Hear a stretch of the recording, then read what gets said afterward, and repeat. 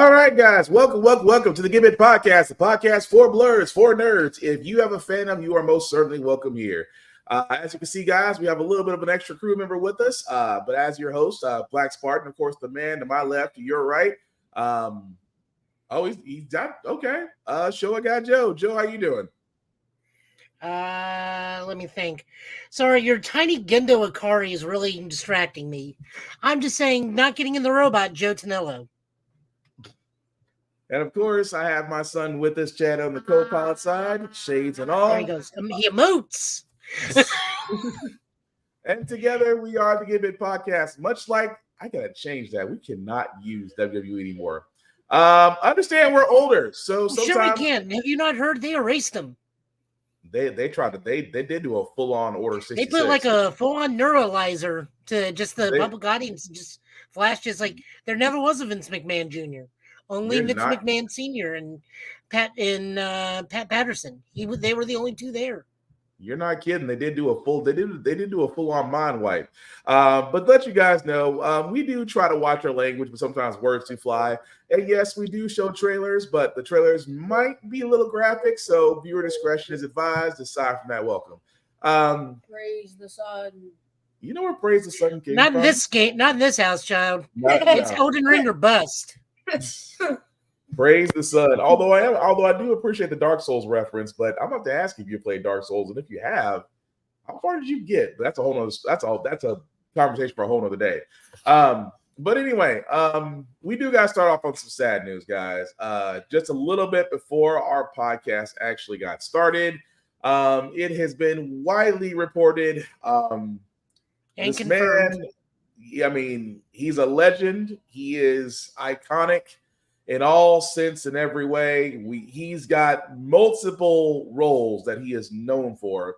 But Mr. Carl Weathers, unfortunately, did pass away, died at 76. Like I said, the man has multiple roles. I mean, Dylan from Predator, for a lot of us, and me and Joe's age range, Apollo Creed, Happy Gilmore, Arrested Development. He's actually done some voice acting in a few animations. The man himself, like I said before, it's hard to find a bad thing when someone passes away. Nothing but great things can be said about this man, and of course, the Mandalorian because of his role there. So he was an alternate skin in Mortal Kombat X for Jax. Yeah. So again, guys, he was. So yes, it is a sad day that we had to say goodbye to one of our heroes, but definitely peace and condolences to his families, and may he rest in peace, because that man, like I said, for a lot of our childhoods, he gave us a lot of iconic roles. Toy Story 4. That's very good. I didn't peg you for liking Toy Story 4, but that's okay. Sometimes, Chad, you impress me. You really do sometimes. And yes, Tafari, definitely RIP to a legend. But we definitely want to give that man his flowers because, again, phenomenal actor, incredible human being. But as we move along, guys, in the news area, in Gunn we trust, because James Gunn, like me and Joe have said, we're not sure if this man runs his own Twitter. We're not sure if he has a team that runs his own Twitter. But the one thing you can say beyond a shadow of a doubt, that man is going to give you an answer when he has it. What am I talking about? I'm talking about the next casting for Supergirl. As you can see there, Millie, and forgive me if I mispronounced this last name, Millie Alcock will be playing the iconic role in James Gunn's DCU.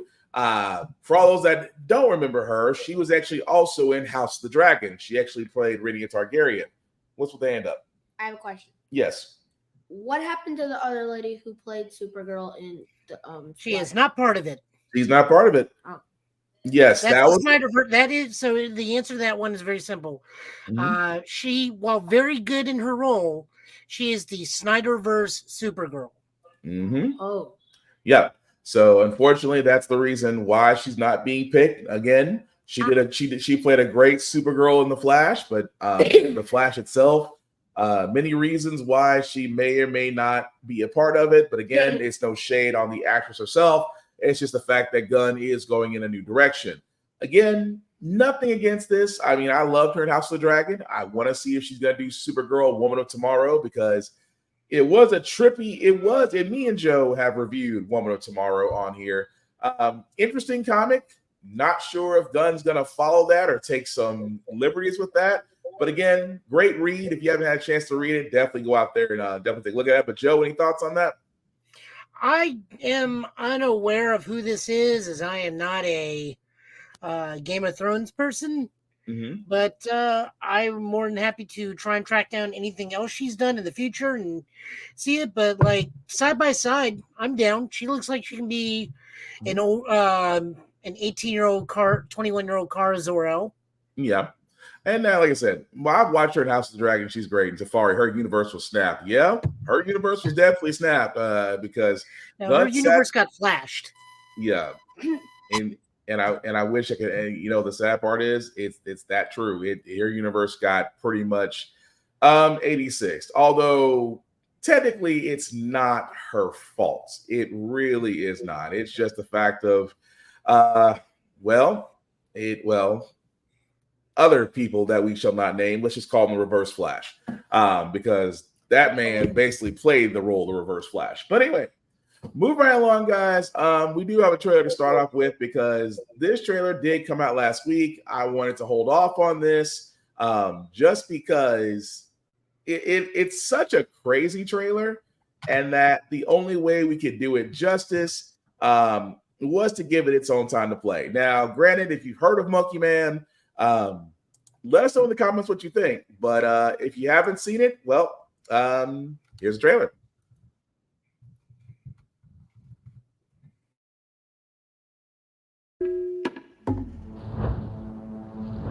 Close your eyes and you will find yourself. When I was a boy, my mother used to tell me a story.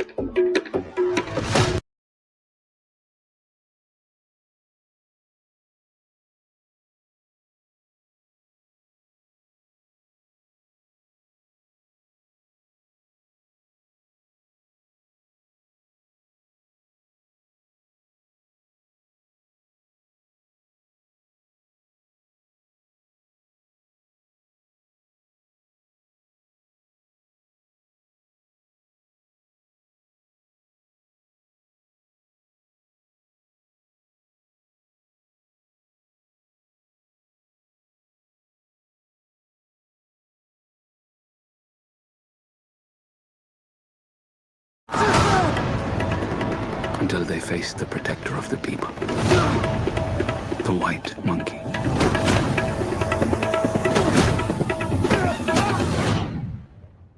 There you are.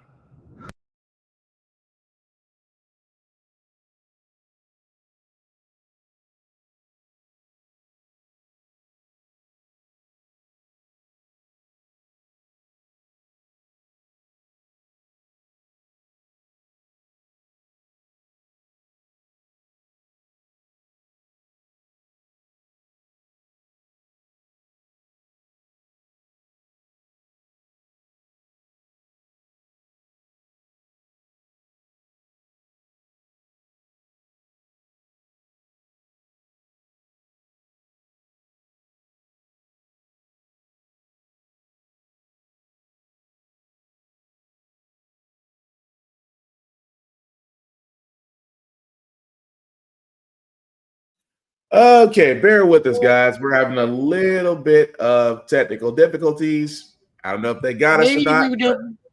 I would say don't run it in full screen. Run it in the theater. That is so odd, because you know the funny part is the testing before we started this was running just fine. I wonder if Chrome decided it was going to crap out on us. Probably. Which I wouldn't be surprised, but Chrome may be trying to crap out on us. But while we're doing that, so while I get this together, so Joe, I know you did have some news about the Thunderbolts. While I'm getting this together, sir, would you mind explaining what's going on with that? Because people are getting concerned. Oh, I thought we were pulling up the article. The Thunderbolts is just going through a bunch of.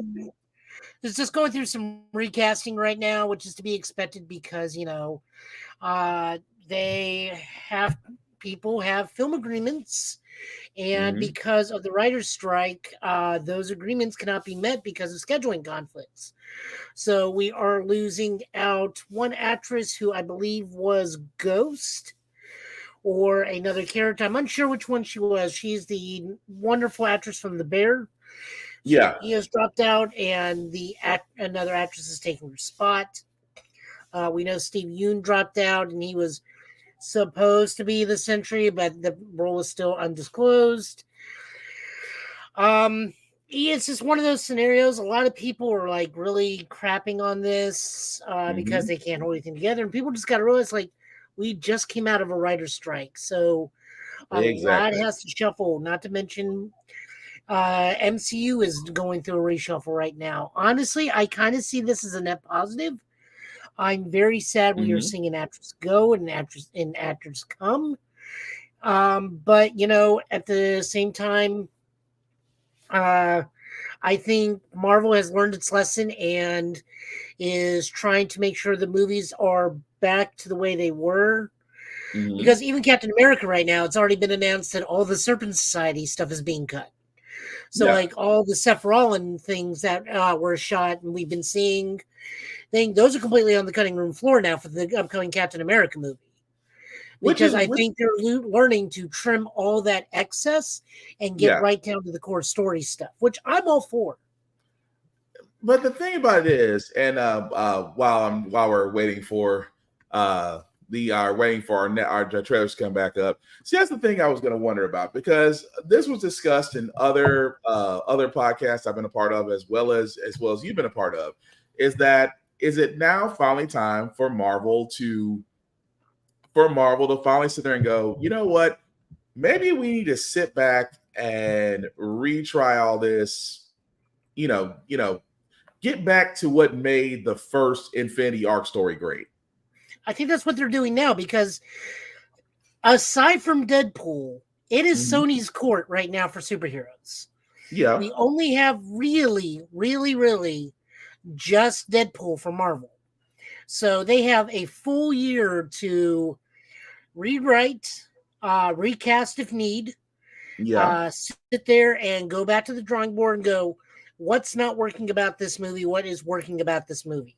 Which is why I think the Serpent Society got cut out of Captain America. I mean, the Thunderbolts is a lofty goal because they're essentially trying to make a Suicide Squad style movie, and I think they may be going back to the drawing board on that, because the Thunderbolts are not a Suicide Squad. They are not villains that are being forced into redemption. They are villains trying to actively seek redemption, or villains that are hired for the sake of the good of the people, depending on which iteration. But for the most part, they were trying to be on the up and up. Right. Like, the only time it was actively not on the up and up was the Norman Osborn iteration, with the exception of, like, Beetle and Mockingbird.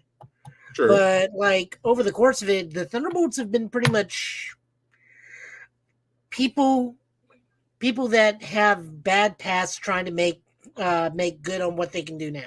Yeah, redemption story. I can live with that. Yeah, so, like, I don't know what the story will be going forward. I don't even know if it's going to contain the Sentry or whatnot anymore. But, I think that's what Marvel's taken this year off for, to sit back, identify the problems, cut what they don't need. Because I don't know what the plot for Captain America is, but I guess the Serpent Society was not that integral. Apparently maybe not. Like an opening fight sequence that just says, oh, well, the Serpent Society are a thing in New York. Which I was looking forward to seeing Seth Rollins as a part of try saying that 5 times fast. I was looking forward to seeing him as a part of the Serpent Society and actually what his character would be. But I think he was supposed to be King Cobra. That'd been interesting. Okay, so I think we finally got Nav. We had to switch to a different browser instead of Chrome. So let's try this Monkey Man trailer just one more time. Monkey Man. Close your eyes, and you will find yourself. When I was a boy, my mother used to tell me a story of a demon king and his army. They brought fire and terror to the land. Until they faced the protector of the people, the white monkey.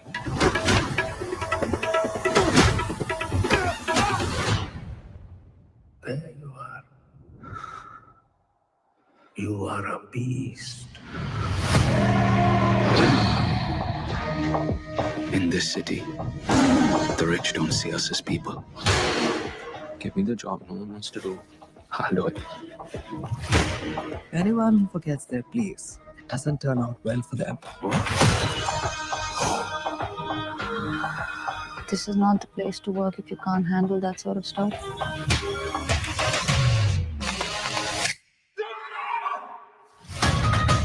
Every day, I've prayed for a way to protect the weak. I've got an answer to every prayer. I call her Nikki. Minaj, big bumper, nice headlights. Let's boogie.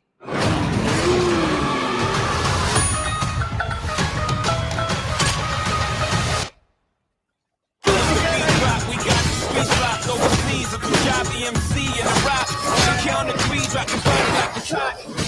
1, young, 2, you. 1, 2, 3.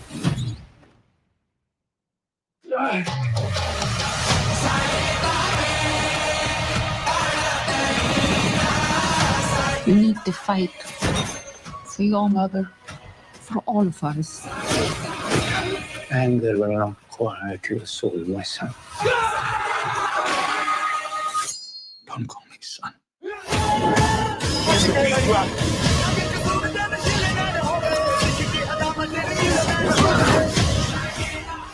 It's time to remember who you are. But only love kills more when will they learn.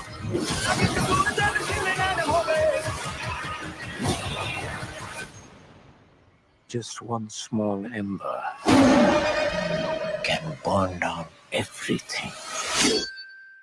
Mark you. Ladies and gentlemen, are you ready for a fight? 1, 2, 3.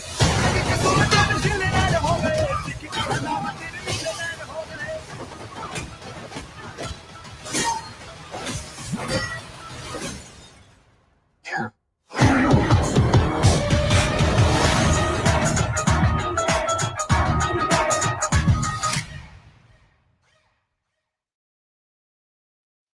All right, guys. So that was the trailer for Monkey Man. As you can see, will be in theaters April the 5th. It does star Dave Patel. For all those don't remember, for me, it was always going to be Slumdog Millionaire because he's come a long way. I like the fact we're seeing different type of action being put into this. Like, if you're like me, if you see movies like The Raid Redemption, if you've seen Kill Shot, martial arts types movies that are actually shot from a different perspective, I'm all for this. Now, of course, my son won't be able to go see this movie just because, well, it's kind of violent, even though he's played violent games, but I wouldn't be able to, get past his mom on that. But Joe, what did you think of the trailer? So this is his raid or his kill. This is Peele's raid or Kill Bill. I'm gonna go with Raid. It feels like a Raid movie to me. It really does. Or his Dread.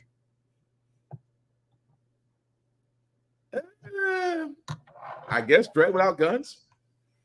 I guess we can call it Dread without guns. I think it's more of a Raid Redemption style to me. But again, that is actually going to be coming out April 5th. I'm definitely looking forward to it.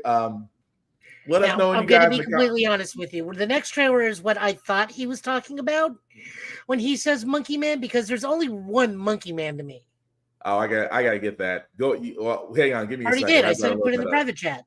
Yeah, I got to have to load it up because me and Chrome right now are not really vibing. So give me 1 second.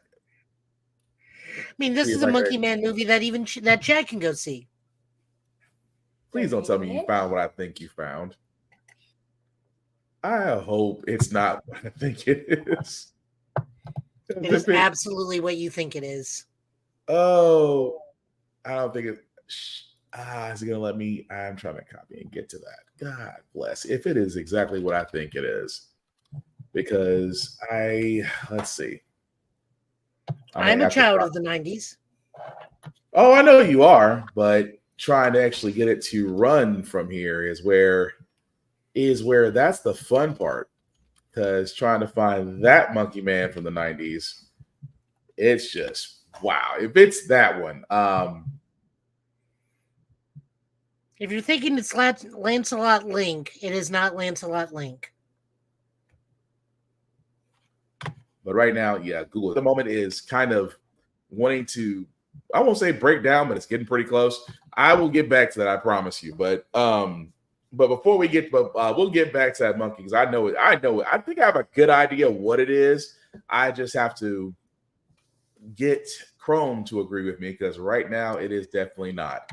But let's switch gears for a moment because aside from that, Obi-Wan, for a lot of people that don't know, because at this point, even Ewan McGregor himself does not know what's going on with Obi-Wan. Because in a recent interview with IGN, with a recent interview with Variety, I should say, Ewan McGregor turned around and said, "Well, there's no talks for a season 2 as of yet." He himself has sat there and said, "I would love to do the second season, but there's no talk of it yet. There's a lot going on at Disney." Now, do not get me wrong. We loved when Obi-Wan came out. We loved that we got to see the iconic scene between Obi-Wan and Anakin. We love the fact that Christopher Haydenson was able to get his, I won't even say his redemption. I'm just glad to see that man get his props, really and truly. Now, that man's been getting his flowers ever since Lucas went away. Yeah. So I'm like, you know what? I love the fact that, when it comes down to it, they are going to have a season 2. Let's just be honest. Season 2. There's a lot of space. If you think about it, if you go by the books, and you go by the time that he's in the desert and he's being trained by Qui-Gon, there's a story that can be told there. And at the time, he's still looking over the boy. So, he's still looking over Luke. So there is a story that can be done there. There's a lot of lore. There's a lot of things that can be said at that point, is what I'm saying. So if they do a season 2, it's great. I just hope it's done properly. But Joe, you think there's nothing there? It's not that there's nothing there. It's just that I think they're slow. They're starting to get the idea of they're mining the trilogy. They're mining the Skywalker saga too much, and they need to extend elsewhere. Okay. Which is why we're getting other series that have nothing to do with the Skywalker stuff. It's still within the timeline, but they are starting to stray further and further away from the path of Skywalker. Well, to an extent, yes. Because I know a lot of people did not like Andor. I still have to give it a fair watch. A lot of people actually loved Andor and hated Obi-Wan. We are just the outliers. See, that's the part I don't get. How did you? I wanted to ask somebody, but everybody in my circle was like, "Oh, I loved Obi-Wan," but you hear some people say, "I hated it." What were you? And I asked them, and they goes, "It's adventures in babysitting." But what were you expecting? Well, I think they just were like. And I think what was some of the complaints on this one? It's like, it's a very cliche story. The Inquisitor stuff they didn't want in there. They thought the fact that the whole Leia stuff was unneeded.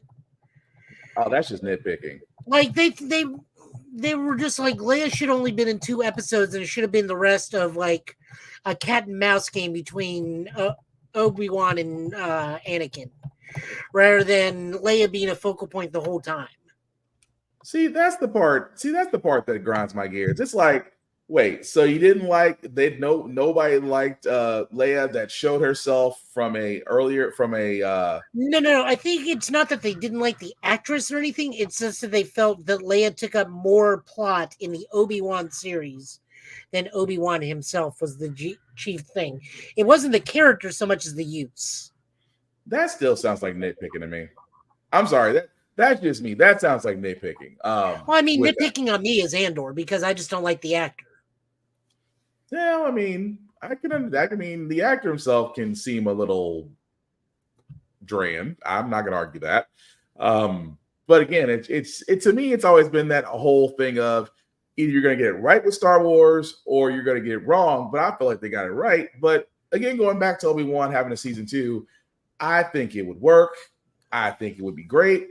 I just accepted the fact in life you're just not gonna please anybody. But I mean, it's also that he can't run into his main protagonist ever in that series because we know for a fact he does not meet up with Darth Maul until Rebels, when they're both old broken men. So you cannot have another clash with Maul because Maul has no idea where Obi-Wan is. That's been established. Right. They've already killed General Grievous. That's already been established.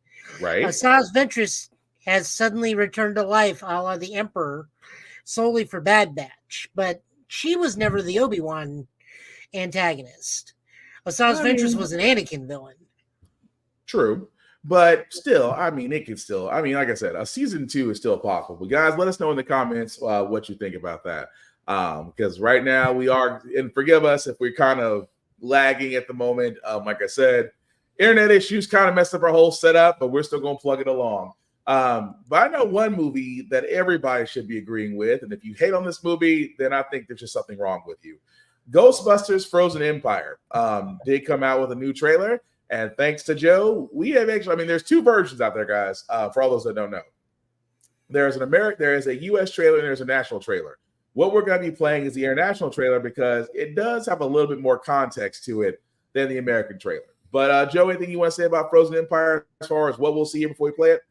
I am very excited that they're bringing more comic book tech over into the movies. Nice. What about you, Quad Mouse? I don't know. You don't like Ghostbusters. You don't. Wait. Say what? I just like Ghostbusters. You like Ghostbusters? Did you like Afterlife? Yes. Okay. Okay. Well, real quick, what do you like about Afterlife? The fact that I got to see the dead guy. You got to see the dead guy. Which dead guy? The only guy that was dead. You mean Spangler? Egon. It's called Ghostbusters, Chad. There are multiple dead people in this film. I think what he's trying to get to is Spangler. Okay, so you want to see Spangler. There's nothing wrong with that. It's okay to say you want to see Spangler. It's okay to say that. I mean, we can sit and talk the real Ghostbusters all you want. Or extreme Ghostbusters, even though that may actually be too terrifying for you. Oh, he watches Five Nights at Freddy's, and that'll be fine. That's nothing compared to some of the stuff in Extreme Ghostbusters. Remember, we did have a Hellraiser episode. Nah, we've seen that too. But before we get too far away from it, guys, here's the trailer for Frozen Empire. What is it? The better question is, what's inside of it? An army of ghosts. We've all had experiences and encounters with the unknown and the unexplainable. Here, we pay top dollar for your possessed possessions. Now this is very, very interesting. Have it for 40. I've never seen anything like this at all. 60.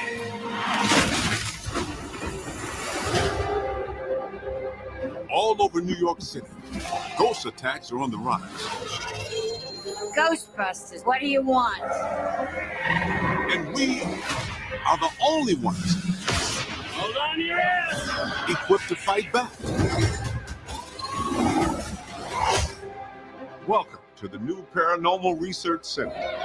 You just let ghosts hang out in here? We've spent 40 years trapping them. Now we can study them. He's cute. Yeah. Ever since you brought in this orb, strange things have been occurring. You think it's commanding you of the spirits? Is something trying to get out? Many things. You could be looking at a full-bore army of ghosts with the power to kill by fear itself. Like literally scared to death? That's messed up. So what is the plan? We're the Ghostbusters.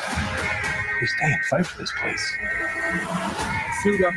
Shoot anything that looks terrifying. That orb is prophesizing to bring about the end of humankind. The second ice age.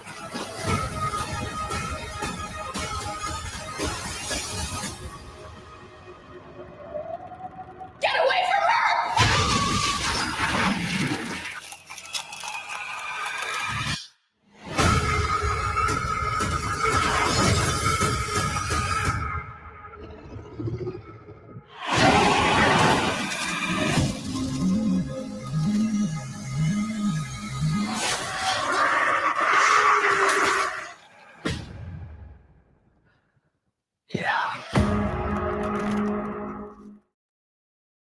Okay, guys, and as you can see there, that was the trailer for Ghostbusters Frozen Empire.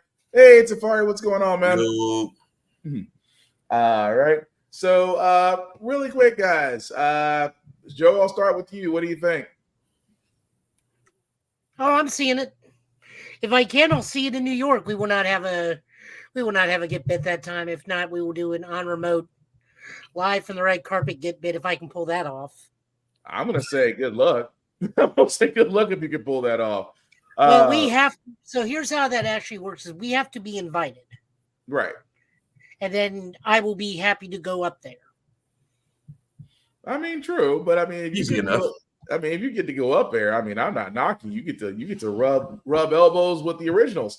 Chad, before I go to Tafari, what did you think for somebody that liked Afterlife? Are you looking forward to Frozen Empire? Yes. There's only one reason why I want to see this movie. Why? Because Slimer is in it. Fair enough. Yeah, I like that Slimer's depressed and in the attic. He's depressed, and yet his appetite never gone away. Tafari, what do you think, man?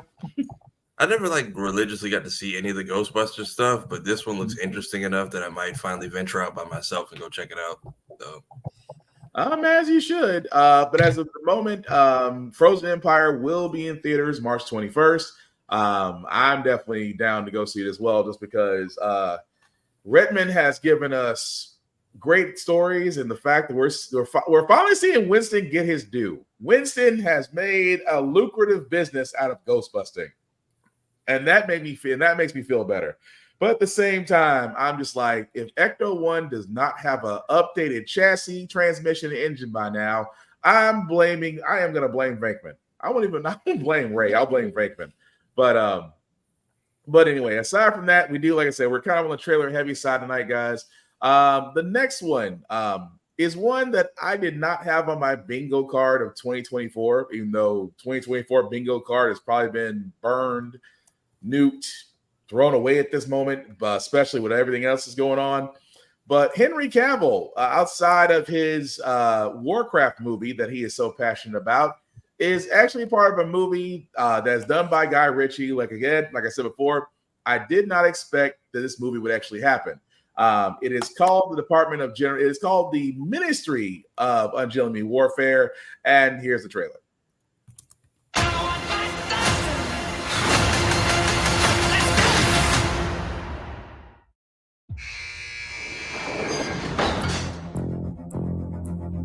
Gus March Phillips, I have a mission I want you to lead. Thank you, Sergeant. What's the plan? To neutralize the German U-boats in the North Atlantic. We're losing the war. Hitler is not playing by the rules, so neither are we. We both know that I'm not very popular with the administration. The reason they find you unattractive is the very reason I find you attractive. If I'm to do this, I'll need my own team. You won't like them. They're all... mad. They'll need to be. This is an unsanctioned, unauthorized mission. If we fail, England will be condemned to a lifetime under the German boot. And so I said, that is not a dog. That is my wife. It's very good.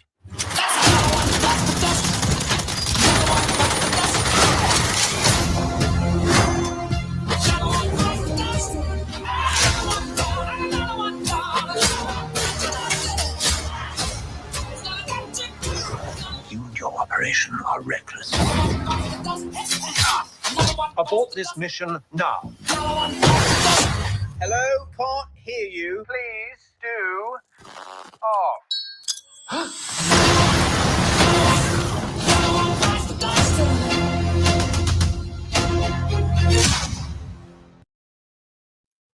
All right, guys. Now that was the trailer for the Ministry of Ungentlemanly Warfare. If you're wondering why you feel like it's Inglourious Bastards, that's because that's the vibe I was getting. That's basically what it is. It's just British Inglourious Bastards. And I'm not complaining. Again, guys, it is a movie, like I said before. The thing about this is it is actually a real thing. And that's why I was like, for a lot of people don't know that, yes, that department actually existed, and a certain Lord of the Rings character was a part of it. To the point to where he go ahead. No, go ahead. We'll get to what I was saying because it like only tangentially connects to this. Yeah, but no, it actually is a Lord of the Rings character that did actually tell Mr. Jackson about how a man sounds when he's stabbed because, well, he's kind of done it. So again, that looks interesting as all get out. I think we're all on the same board that yes, it's an Inglourious Bastards feel, but I want to watch it. I really do. But guys, anything else you want to add to that? So, well, it's not related to this movie. I actually did go to the screener for Argyle, which is that new Henry Cavill movie. Not bad. The third act kind of like lowers it a little because there's so much double crossing. You think it was the British monarchy. Dang. But I can say, and this is not a spoiler, you do get to see Henry Cavill in a shot with the 90s Superman mullet. Nice. Also, it's made by the Kingsman, so you can imagine what kind of like third act that's got. Yeah. All right. So before we go on to why Microsoft is making terrible decisions with their layoffs and going into our Sony State of Play, Joe, I did get that loaded because we were talking about the Monkey Man trailer not too long ago.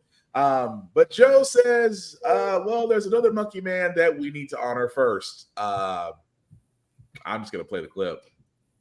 How many times have we awakened to the frightful cry, Monkey Man?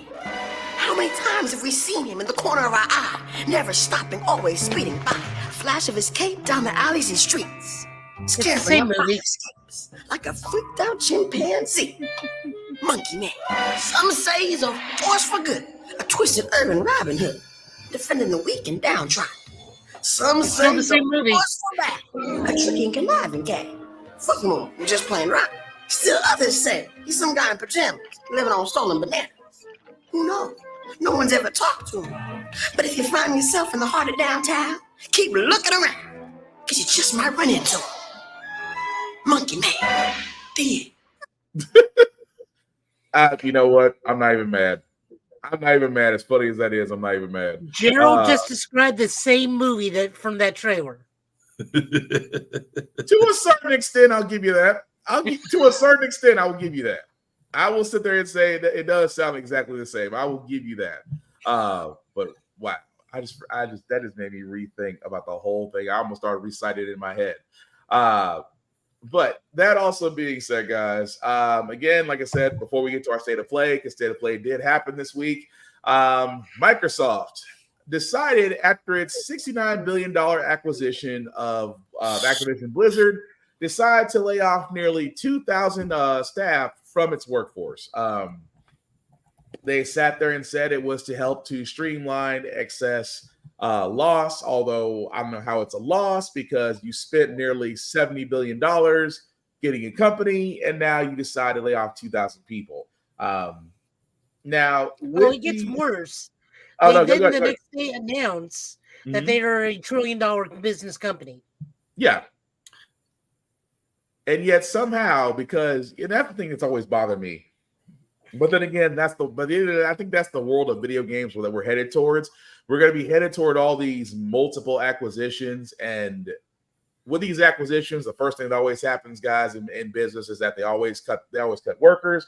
I think it's unfair, just because you can't cut workers, but still say you're rich. Yep. That's the thing. That's what Bob. And it's like when Peter told Donald Trump on Family Guy, "You're cash poor." He's like, "Excuse me, you are cash poor." And of course, that whole fight started from there. But that's the thing that's always bothered me about these companies, that when they, and again, I was worried. Don't get me wrong. I'm not saying that Microsoft is all evil and that Phil Spencer and Xbox are just out to consume every studio out there. But if you've noticed, that seems to be the going thing for Microsoft. They basically want to tell Sony, we're really coming for all your exclusives, because the crazy part about it is when Microsoft got their hands on Call of Duty, what was everybody saying? It's going to become Xbox. It's going to become Xbox specific. PlayStation folks were freaking out. PlayStation Pro players were like, "Oh, I've got to learn Xbox controls, the whole 9 yards." And what happened at the end of the deal? They did not become exclusive. Now, let's just say, for craps and giggles, what if Xbox did take Call of Duty and did make it Xbox exclusive? Would that kill Call of Duty, or would that kill Sony, or would everything remain the same? Everything would remain the same, because Xbox no longer can rely on Halo to be a steady moneymaker after the last several attempts. So they need a new shooter. Who needs games? We can just keep dropping controllers. Yeah. I mean, let's just be honest. Halo is like that. It's that one child that did great, and I just wanted to just redeem itself, because how dare you give us Halo Infinite and then realize that outside of a short campaign, you really didn't do anything? I'm sorry, that bugs me. Now, there is something we need to make very, very apparent here. This is Microsoft, the parent company, not Microsoft Game Division. Right. Microsoft, the parent company, is telling its game division to lose those workers. So it's not Phil Spencer. It is whoever is Phil Spencer's bosses is the one forcing the labor cut. And we also need to be very, very clear on this. Activision Blizzard is only known for making 2 games right now. It's Call of Duty and World of Warcraft. And to a lesser extent, it's MOBA and Overwatch. Like, they do not make any other games anymore. Right. The days of Vikings is long over. No, it's a fair point. It's sad to see that after all the rigmarole they went through just to acquire Blizzard, and then you turn around and don't get me wrong, Blizzard wasn't a perfect company. Pristine palace. It's about as scummy as the underworld. Oh yeah, Blizzard was good and terrible. Let me stress that too, because I'm not saying Blizzard had all their ducks in a row. They're just now coming off the end of cleansing that house. Okay, here's a good example. Here's a good example of how bad Blizzard was prior to this thing. They had literally, and we can look this up to see if I'm wrong, but I'm fairly certain this was a thing. They had a Bill Cosby room. Yes. Jesus. He's not kidding. No, there was no part of Jesus in that. You're right. He is not kidding. Building. Yeah, it was rumored. It was rumored that they did have a Bill Cosby-esque room. Now, again, for all those that were like, we'll leave it at that. just for certain things, especially dealing with a certain individual that's been erased from WWE, let's just say, yes, that room exists. Probably going to leave it at that. Just for that being said. But like I said, Blizzard was no good kid as far as the company goes. So we will see as far as where it goes from there. But moving right along, guys, like I said, we did have a Sony State of Play. That also being said, several games. Yeah, I'm with. I know Joe. I mean, I'm with Joe on this too, because with the State of Play, there were really a lot of the games were shown. A lot of the games I was interested in really were shown before the stream. Like I'm thinking we're gonna get something else, and we got none of that. Right. So it's like, you know, when you the previews before the stream, great. Now I did want to highlight a few of these that myself, Joe, and Tafari have all looked at. I'm gonna start with the first one because this one is a nice one, and I'm not complaining about it. I'm just gonna sit there and say for Sonic Generations, why wasn't Shadow included early? So here's the announcement trailer for Sonic Shadow Generations.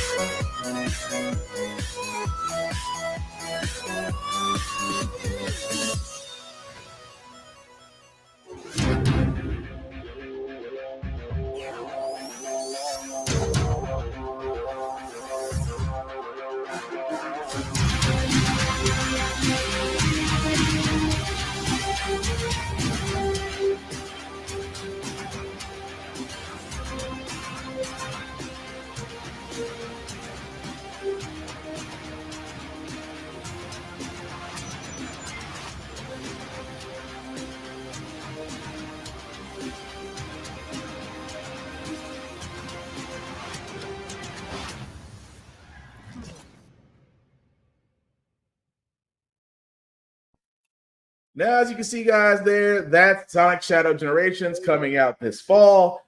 I'm all for it. Guys, what do you think? Count me in. Yeah, I knew you would like it. I want to see Mini Shadow. That's what you're gonna say, Tafari? I don't think Mini Shadow's a thing. He was a test. Yeah, I did. Yeah, I know. I too also went like Fat Mini Shadow, even though he doesn't exist. Yeah, I mean, we see like maybe his growth in the whatever they did to make him, because they kind of just gave like they filled it. Yeah, they just filled the part with kind of like text. But well, wait, if it's Shadows in the past, that just means it's Shadow with a gun. Yeah. You see they're using the Shadow the Hedgehog game logo. So yeah, so they're Black Doom's in it, who I didn't realize till recently was voiced by Sean Schimmel of all people. Yeah, but no, right. it's gonna. So what you gonna say? What you say, Joe? I said that's right. Do not forget Ed Boy, the Shadow, the Hedgehog that goes very fast is much needed. But with also that being said, guys, not only are we going to get a Sonic Shadows throwback game, there was actually a trailer announcement for Sonic the Hedgehog 3. Yes.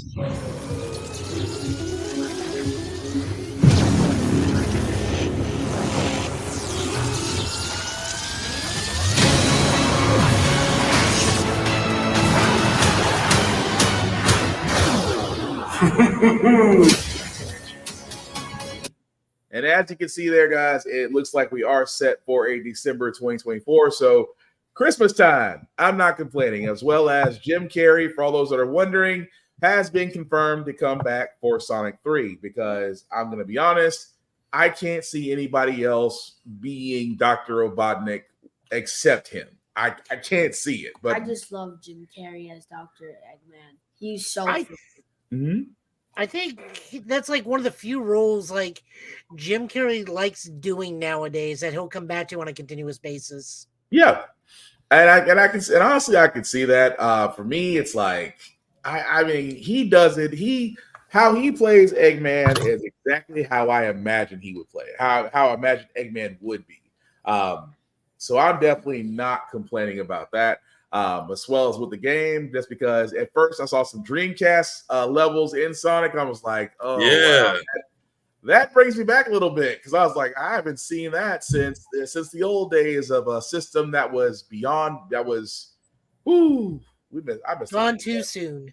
I missed the Dreamcast. That was a system that really should have. Wait, the Sega Dreamcast? Yes, before your time, actually. I think, yeah. Yeah, the Dreamcast came out before you're born. I think I'll have to show you that. Sitting over here in the corner right now. I couldn't tell you where mine was. I couldn't tell you where mine If it can was play at Project all. Justice, then it's one of the good Dreamcasts. It can play a lot of games. It won't play Sonic Adventure. I don't know why. I think the laser needs to be replaced. That stinks. But again, guys, with the game and the trailer, game and movie coming out, that's great.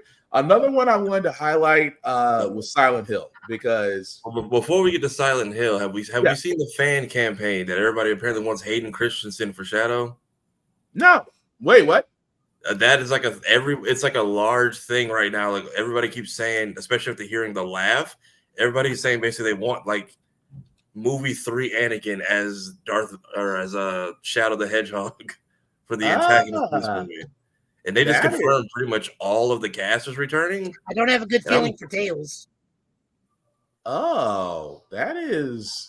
I just want to see Preston Place. And I'm thinking, and now I'd they be have down for that, but then I have a bad feeling for Tails. That is interesting. I didn't think about that. I didn't think about that part until you brought it up. Wait, why a bad feeling for Tails? Because it's Tails. Because it's Tails. The simply reason he's Tails. Because it's Tails. I'm just saying if they do the because Tails is a youngling. Oh, Petty. I will say, I mean, if they do the full story, one of them's not going to make it in this movie. If we do full on flashbacks, yeah, that is true. That's what we need. Who's playing Maria? Ooh. Dot. And honestly, if Jim Carrey wasn't returning, I was like, the only way they could sub him out is if they swap in his granddad with Ivo Robotnik, which I didn't realize like how violent that last monologue was until they like animated it for Sonic X. Yeah. Oh, it was questionable, sir. But yeah, I did not realize if Hayden Christensen is the voice of Shadow, that's wow. You get movie 3 Vader basically for the entire film, and then I wouldn't be complaining. I mean, he could actually play. He really actually could. That's the part of me is like Hayden Christensen, but I'm like, well, evil Hayden Christensen for 2 hours, I could maybe do it. He can definitely do it. And then Paramount Plus's new promos with Knuckles in it, so I think that show is getting a surprise drop soon. Which I actually need to go finish Sonic Prime because that's on my back burner. You are trying to go for platinum on all those, and my hat's off to you. It's a really good show. It's one of those things like you can tell. Okay, this isn't gonna last. There's clearly an end point, and when I think this is the last season, but I have not complained so far. I finished it and it was pretty good. No, 2 votes up. I need to get back in my backlog. I'm trying. I was gonna get in my backlog. Do we know if that's like is that basically like Sonic Generations plus Shadow, or is it like a whole new game? Because Sonic Generations is on my Xbox catalog, and I just haven't gotten to it. And if that's what this is, I can wait. Sonic Generations is more of a recapping. I went continuation, and they're adding shadow levels in it. Yeah. Is it a deal? Like I was wondering, was it going to be a DLC or just a brand new game? It's a brand new game. Oh, it looks like he's going to get at least his own story mode. Yeah. Because the fact that we're going back to SA2 all the way up to Black Doom, we're at least covering his whole thing. That's interesting. Yeah, I feel like it's a continuation of. It might be, but we'll find out come Christmas. But what you can find out, which again, if you're a Silent Hill fan, I got a love-hate relationship with Silent Hill because you gave a great original game and then you kind of got crappy afterwards. So apparently wishes must have been granted because there is a Silent Hill game. If you have a PS5 that you can play right now, it is called Silent Hill: A Short Message. And here's a trailer.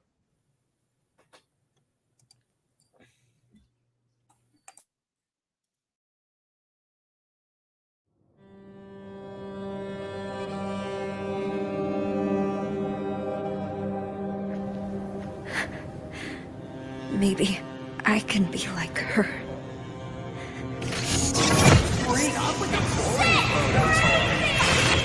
Bad things happen because it's you! Here goes.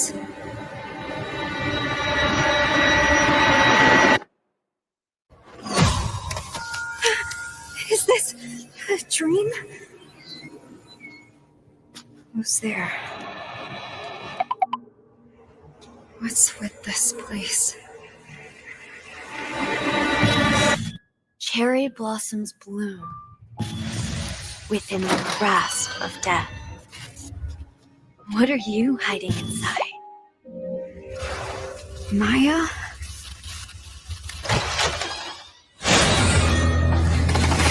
What the fuck?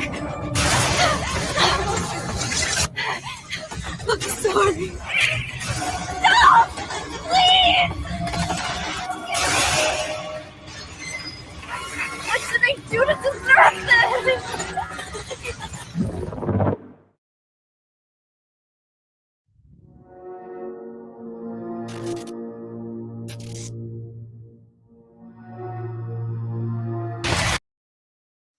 Now that, guys, was Silent Hill, the short message. Again, this is not a demo. Let me stress this very heavily, which is why I want to give Konami credit for this. That it is a full-fledged game that is available on PlayStation right now. If you have a PS5, you can download the game for free and play it. From what I've been told, it's very different and it seems to be well received. Now, me being a Silent Hill fan, I needed something that made me want to play the originals again. And hopefully very soon I'll be able to play the message. But what did you guys think of it? Why did we cancel PT? I feel like everything we've made has just been off the breaking timeline of that game. Yeah. I mean, that's being honest. Really and truly, that's being honest. That's always it's one of those things where it's just like survival horror can be hit or miss. I mean, you could have, I know a lot of people love Resident Evil, especially 7 and 8, because they made you want to play Resident Evil again. I know that's the case for me. I know for Silent Hill, like I said, some people may have loved the different variations, if you will. I was always a fan of 1 and 2, but survival horror seems to be making a resurgence, and I got no issues with it, with the message. Especially for, again, and this is just me, I hope there's a wave of free games coming, because God of War Ragnarok, again, if you haven't played it, it's free and it's fun. Will it challenge you? Yes. Will you get frustrated? I don't know, depending on your reaction. Yeah, I've gotten all the story bits from the Valkyries. I've done all the dialogue, but it's like I can see games being built around that formula of a boss simulator, the way they structured that story, because you can run through it as many times as you want to and then not get bored, which I have done. Yeah. And it is fun, don't get me wrong, but some folks how did you? I said, hey, it's like Dark Souls. You basically have to go in and figure it out. The first couple times you run through, you're like, what the hell's happening? And then you figure, okay, I'm supposed to you got to basically build it with each time you run through it. And then do you want to go this? It took me maybe 6 runs to figure out how to properly navigate Olympus. Yeah. Well, again, it was fun. But Joe, what did you think of Silent Hill, the message? Not a Silent Hill person. When Silent Hill was going, I was playing Parasite Eve and Resident Evil. Fair enough. Although Parasite Eve, another great game as well, actually deserves a remake. I would say from the trailer, I would say the demo is kind of a proof of concept of what you can be looking to for the Silent Hill 2 remake. Yeah. Which, speaking of the Silent Hill 2 remake, we do have the trailer for that. For all those who are wondering, yes, there's going to be a Death Stranding 2. I'm just going to be honest with you guys. I don't even understand what's going on in Death Stranding, and I played it. But there is going to be a 2.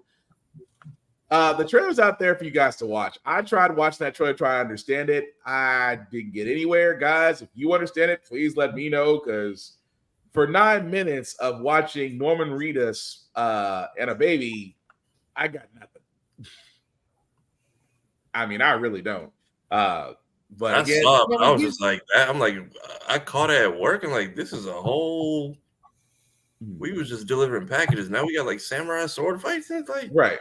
And apparently the guy that we thought was dead came back. I was like, how? Considering the fact how he went in the first game. But let's be honest, Hideo Kojima games are like movies at this point. But I was just wondering, it's what do you do at this point?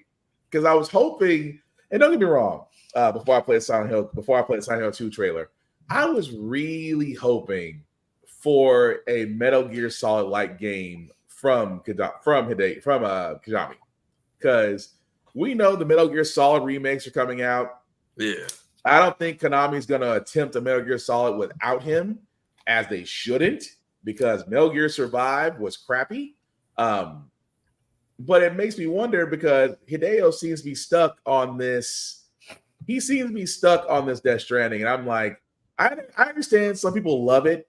Some people, like myself, I don't get it. But Hideo, we need something else at this point, sir. I mean, we know you can create great video games. We know you're a great storyteller. You're joining up with Jordan Peele on your next game, so I would hope for some information. I know this State of Play, we weren't actually going to get that, but something, a teaser, a trailer, the word note. I'm happy with something, but so it's interesting we're talking about that, because it's confirmed that Xbox is getting that horror game. Uh-huh. And then recently it was announced that Kojima's working on a stealth tactical game for PlayStation. Uh-huh. So he's doing different genres for different consoles. I find that very interesting. But the thing about it is, it's like his next one has to be knock out the park. Has to be. Well, I mean, I can trust him with the Metal Gear style game. It just won't be called Metal Gear. Metal Slug? No, can't use that one. That's SNK. Can't use that. Sorry. It just more likely, I wonder if he's gonna go back to his roots and get like Police Knots or Grasper and remake it and bring it over. I mean, it's available. Or go further in either one of those universes. I can see that. It is available though. But anyway, let me play this trailer before we go down the road. Here's Silent Hill 2, the teaser trailer, and I'm gonna be honest, looks great.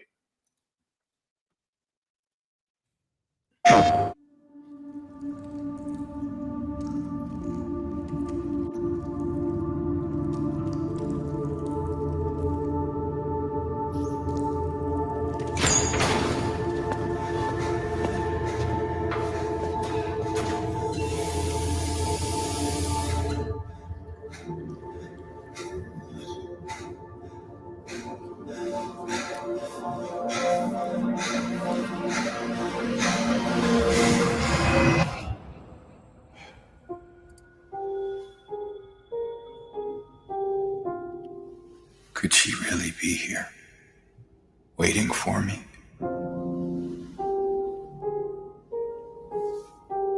Mary died of that damn disease 3 years ago.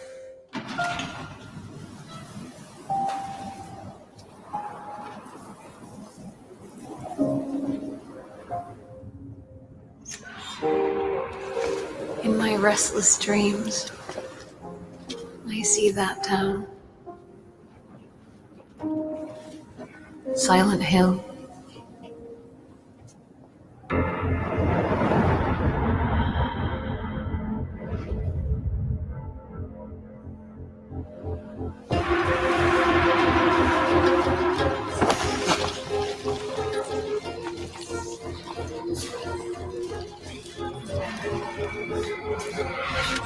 I know what you are.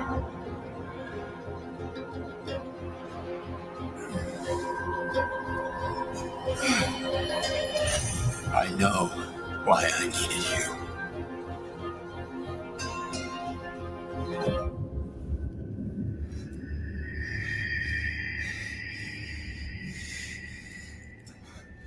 But it's all over now.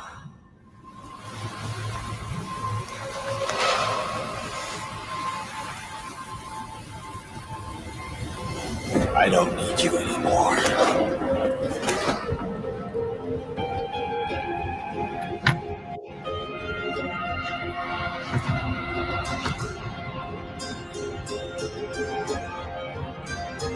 I'm ready.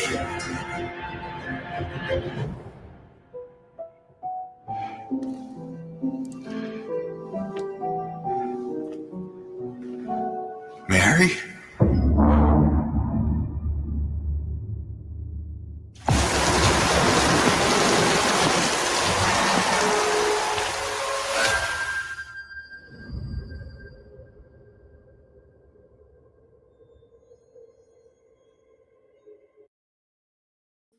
And that was the trailer for Silent Hill 2. All I can sit there and say is if you wanted a mind trip, that is it. As Kira, hi and no. I'm not a Silent Hill person. Someone explain the Pyramid Head thing to me. It's their Pyramid Mr. Head- X. Thank you. Oh, it's their version. You're supposed to be afraid of that? Yeah. It When I basically- see I mean, he's cosplays, carrying I'm around just like a giant machete. Yeah. You can see out of that thing? Yeah. He basically follows you around the entire game. Oh, that's a dude. We assume. I feel like I see a lot of women do that as cosplay, so I just assume. I'm gonna be honest with you, there's a lot of assuming if Pyramid Head's a guy, just because he basically carries around a huge ass machete. So A good cosplayer can make any character they want sexy if they want to.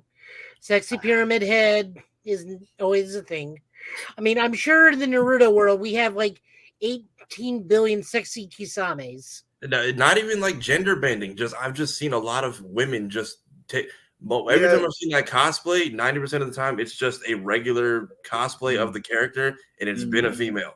So I just assumed it was a female antagonist. Oh, it does. I think I want to say the first game kind of goes in the reason. I have to look that back up. I think it went to the reason why Pyramid Head came to be, but I couldn't remember at the time. But again, guys, I'm looking forward to it. I know a lot of people, because let's say Silent Hill 2 for survival horrors, it depends if that's their flavor of the month or not. But again, for state of play, these other games came out. The other games are talked about: Helldivers 2, Stellar Blade, Foam Stars, Dave the Diver, V Rising, Judas, Rise of the Ronin. I'm sorry, go ahead.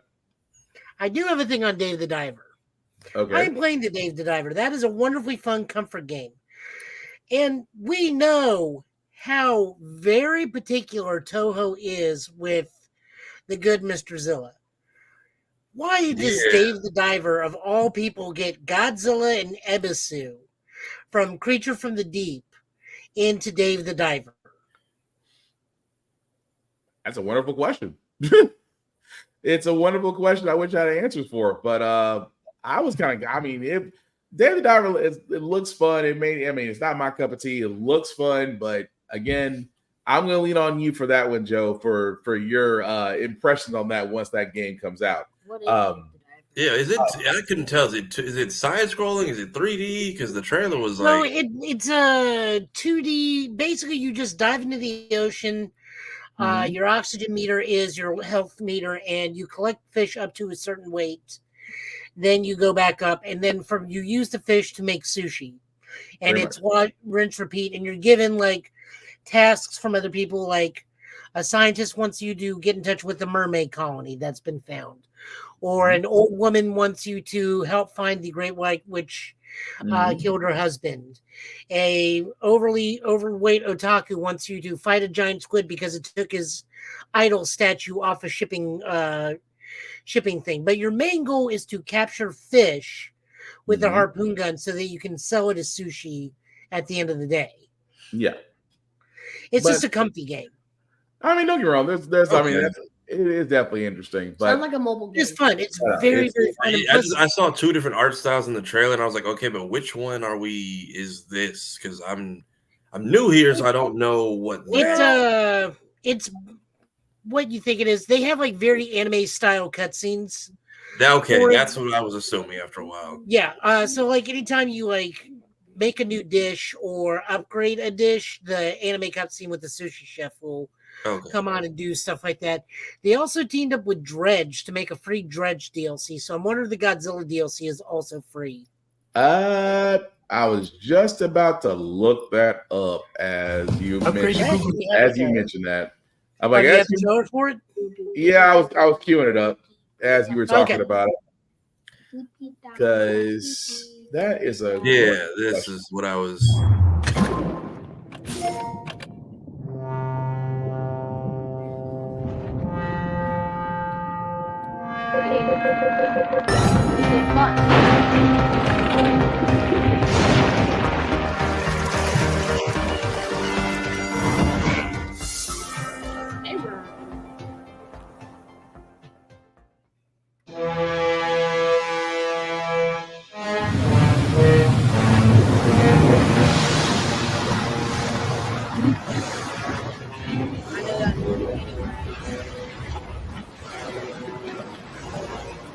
It's not in just any Godzilla. It's Millennium Burning Godzilla.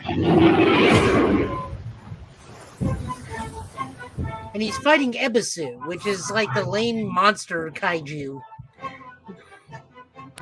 Yes, I was looking at. I was trying to find information if it was free or not, but I couldn't find anything. But yeah, it looks like that's coming May of 2024 for that. Was that Sharktopus? So like I said, there is a free DLC where it teams up with the Eldritch horror fishing game Dredge. Mm-hmm. So that's where that comes from. The Sharktopus. Gotcha. Okay. But also the other games, guys, that were coming out. I mean, their trailers are out there for you guys to see. Unfortunately, due to time constraints, we're just not going to be able to get to them. Judas, Rise of the Ronin. Of course, I did mention Death Stranding, The Rising. Overall, guys, really quickly, did you believe the state of play really didn't give us exactly? Oh, and also they did mention Final Fantasy Rebirth, but didn't really give a lot of information. Yeah, we got it during the pre-show, but we got nothing during. And then Foam Stars is what? The Power World version of Splatoon? Pretty much. So, a lot of people are making that comparison, and I don't understand how that's a negative because Splatoon is widely loved. Yeah, it's not that it's a negative. I'm not defending Foam Stars, but when someone says it's just Splatoon's, like that's not a negative connotation. Yeah, Splatoon is a good game. I've played it. Yeah, but it's just I can see what people are trying to say. It's just a different thing. It just doesn't. I mean, you wanted something different. It's like you don't want to be like Call of Duty and buy the same game for 10 years and pay the same price. But again, that's if you want to do that. I'm not knocking you if that's your thing. I'm not gonna knock you. Unless you just like the game, unless you like Splatoon and you're just like a Sony diehard, you're like, oh, this meets me in the middle. But right. Well, I mean, if you're a PlayStation Plus member on Essential or who's the first any of the 3 tiers, you get it for free. So there's no harm in it. It's basically like saying, well, it's coming to Game Pass, so it's not a big loss. I mean, you're gonna be paying for it anyway. I've not redeemed my free games in months. I am slacking. I'm sure they've been. I know that PlayStation's like put all the good stuff in the expensive tiers now, so the middle tier gets you decent stuff. Oh, they're gonna try to make you try to go for the top tier. But really quickly, guys, what do you think of state of play? Did it give you hope, or did you feel like you just wasted an hour of your time? I fell asleep in the middle of it, but that's because I came home from work and I usually nap. It gave us an hour It gave us a way of wasting an hour at work, so I'm thankful for that. However, to my fellow Kingdom Hearts fans, why did y'all even play yourself and get your hopes up? I don't know why. I saw it trending and I was just like, I'm not even joining this. Just because we do. Because as Kingdom Hearts and Final Fantasy fans, what do we do every time PlayStation has a reveal? We hope. We have a game coming out this month. We have a game and a movie coming out this month. You are not getting 3 things in 1 year. That's true. But I thought PlayStation fans, we hope for Bloodborne.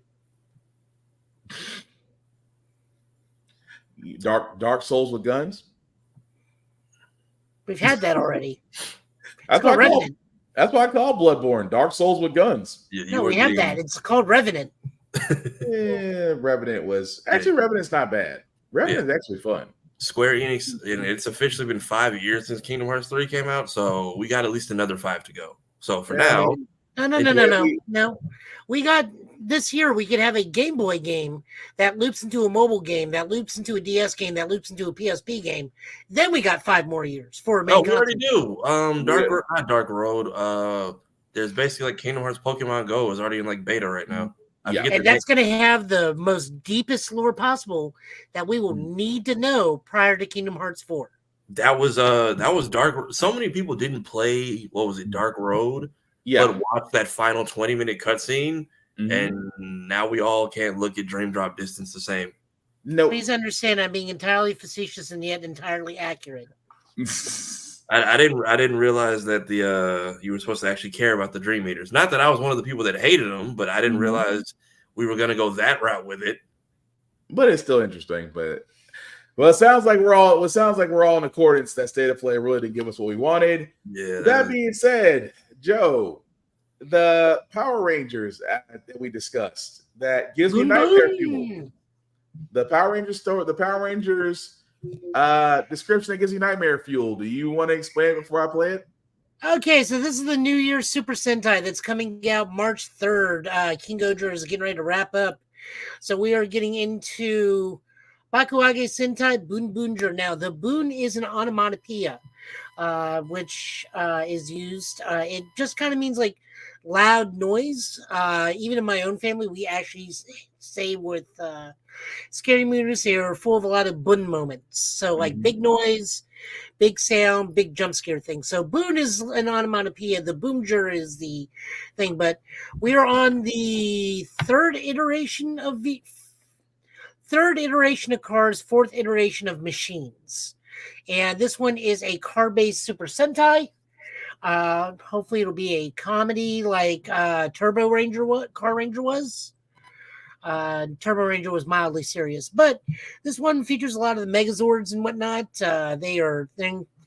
So I'm looking forward to it. I have a whole channel devoted to it right now, which is Show a Guy Joe, which will hopefully be having Gear Talk one or whatever I'm going to call the week by week episode talkcast going once we get that. But I will definitely be reviewing the toys, or at least the changers. I'm not going to get the Megazords. I don't have room for that. I got like more morphers coming already, and I'm already losing space. So there will not be giant robots. Giant robots are over there with Defense Sword and Menace Sword. All right, so let's actually give this a look. I'm willing to risk it. Maybe it's that sound. 誕生する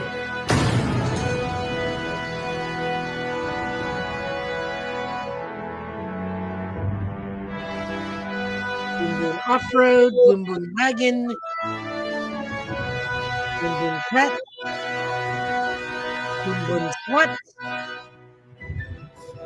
Boom Boom Shovel, or no, Dozer, Boom Boom Shovel, Boom Boom Classic, Boom Boom Racer, Boom Boom Trailers.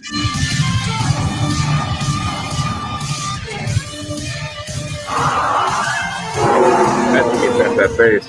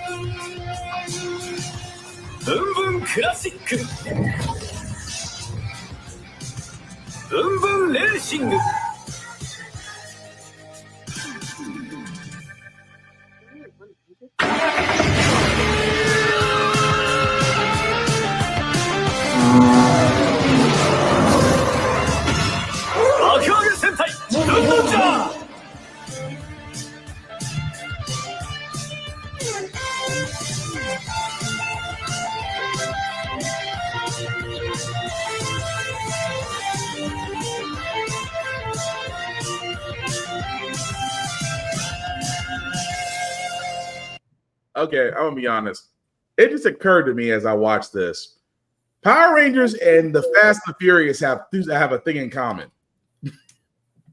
They really have a thing in common. Don't get me wrong.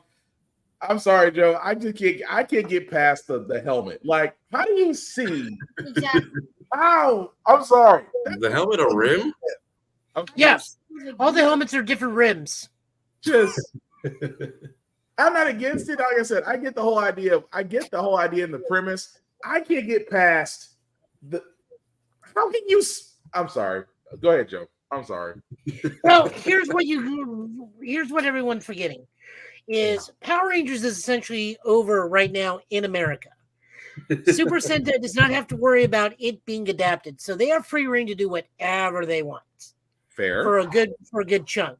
So they are going balls to the wall on this one. We have really weird helmets. We got Kingdom Hearts shoes, wheels growing out of their backs.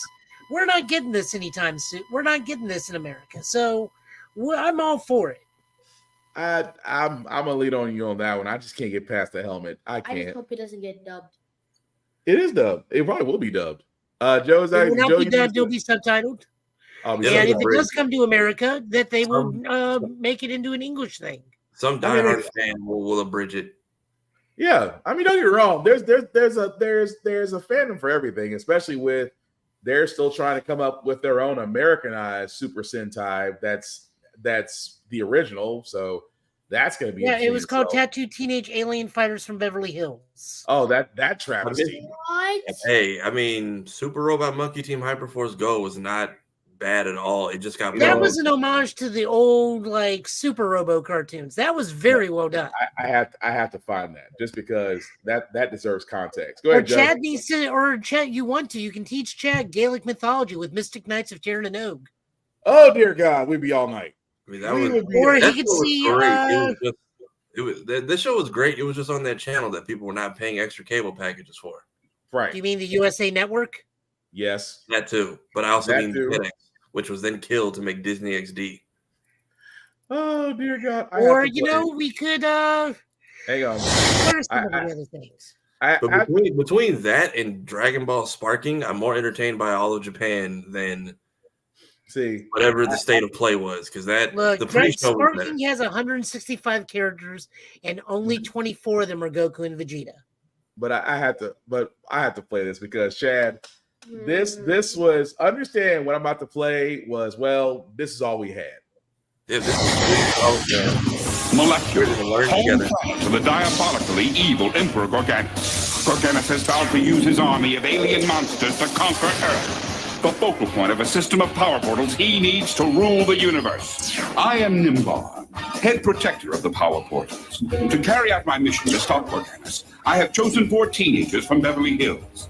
I summoned them by flashing their tattoos. Then they transform into galactic sentinels. Scorpio! Horus! Centaur! Apollo! The fate of the Earth depends on these tattooed teenage alien fighters from Beverly Hills. Tattooed teenage alien fighters. Tattooed teenage alien fighters from Beverly Hills. Tattooed teenage. This is what happens when you don't have a Sentai you can adapt to it. Because even Superhuman Samurai Cyber Squad had Gridman. Oh, why are they from Beverly Hills? No, that's what you took from that? Because that's where everything is supposed to be cool, apparently. Because to quote the wizard, California. Yes, the cocaine was definitely pure back then. No, Chad. Let me tell you, like Joe said, this was, if you thought not having Ham Saban's influences on things, that was one of them. Now, Mystic Knights of Tir and Og, I could watch that all day and be fine. But you could show him Big Bad Beetleborgs. Okay, I'm getting like that just brought me to. You need to see the love child of that. Actually fun. That makes me thankful I was born a year later in '95. Don't get me wrong. Big Bad Beetleborgs was cool. So was VR Troopers for a little while. VR Troopers was good too. So I'm getting flashbacks of watching that Power Rangers movie. Or the poorly edited Masked Rider with Furbies. Oh yeah, oh good lord, it could have been. I was kind of mad about that. That was almost supposed to be another Super Ayatoku. Yeah, but we got he's that. Right. But I had to show you that, Chad, because that kind of gives context to what we had before you were born. All right, now show him Mystic Knights of Tir and Og. For time's sake, I'll show him that later because we have to keep on moving on. So before we get to our comic pulls, we do have one last trailer. This trailer is basically for Ultimate X-Men issue 1. Joe, you want to get some context on this before we play it? Yeah, so this is taking the same place as the same universe as Ultimate Spider-Man. The X-Men now are going to be Japanese focused because the artist and writer is famed writer-artist Peach Momoko, who does... Just go look at a splash page for her. You'll see what I'm talking about. This is centering around Armor and Storm's protege, May Storm. Mm-hmm. Different universe. No one has been gender flipped. No one has been race swapped. It has been made very clear this is taking place in Japan. The Storm-based character is legit Storm's protege because they have the same power set. She just happens to be a little Japanese girl. This is not, again, let me reiterate, this is not taking the place of Storm. This is Storm's protege, sidekick, legacy character. No one's getting erased. I think no one will ever take Storm's place. But here's the trailer. Here's the trailer for Ultimate X-Men issue 1. Well, at least not in my mom's heart. Nobody can take that place.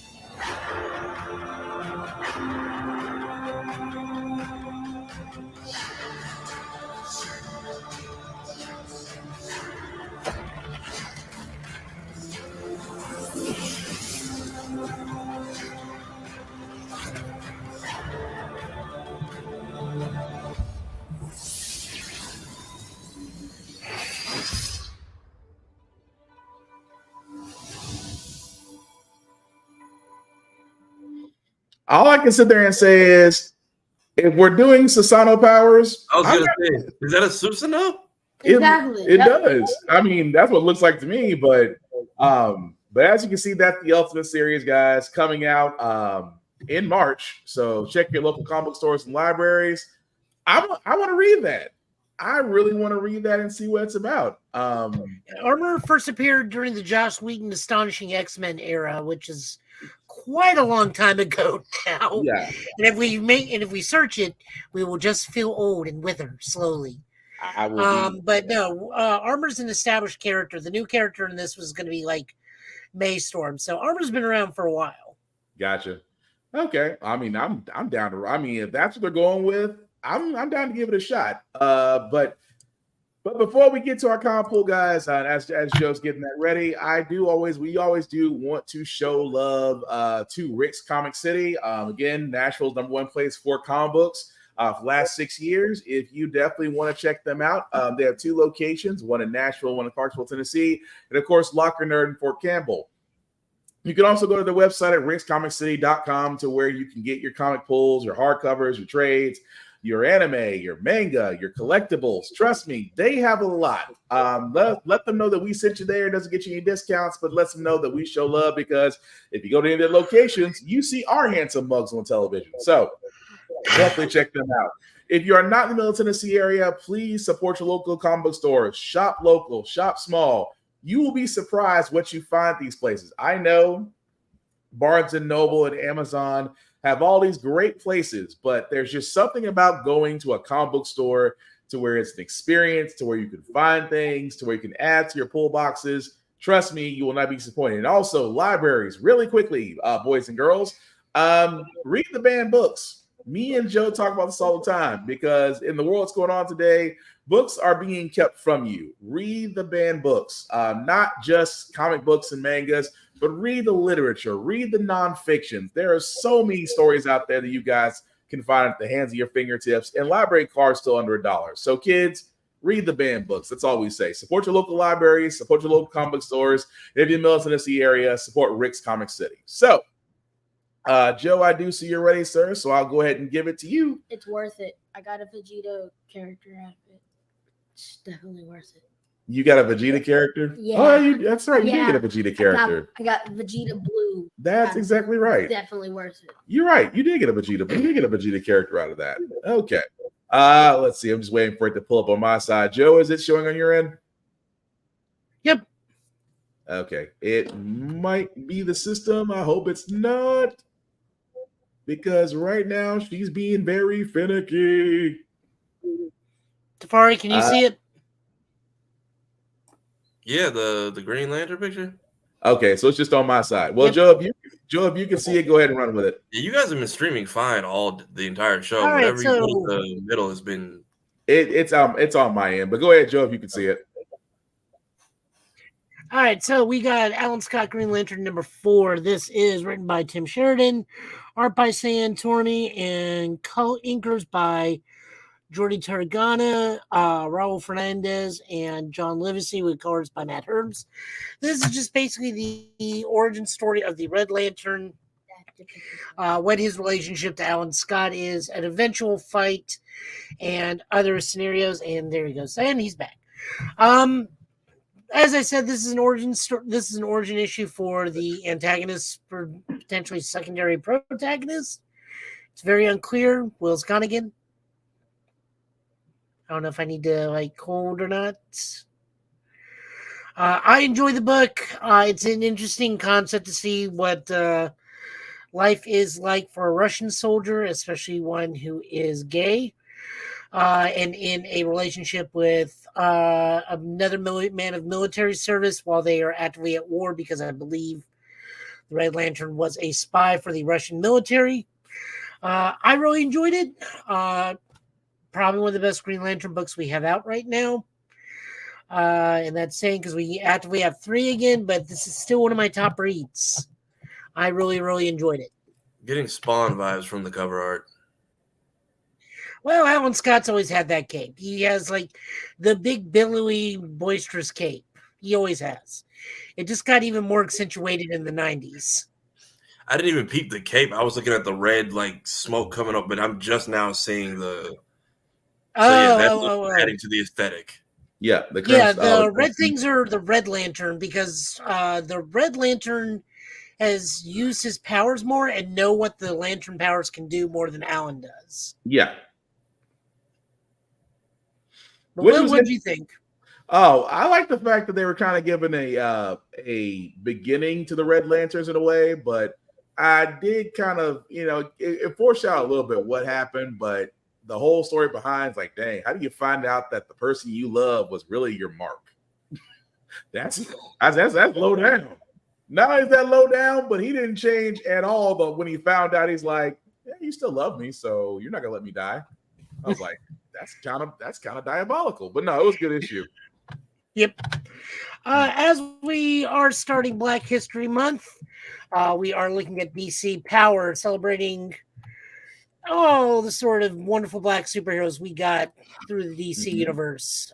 We have During Farewells by N.K. Jemisin, and art by Jamal Campbell.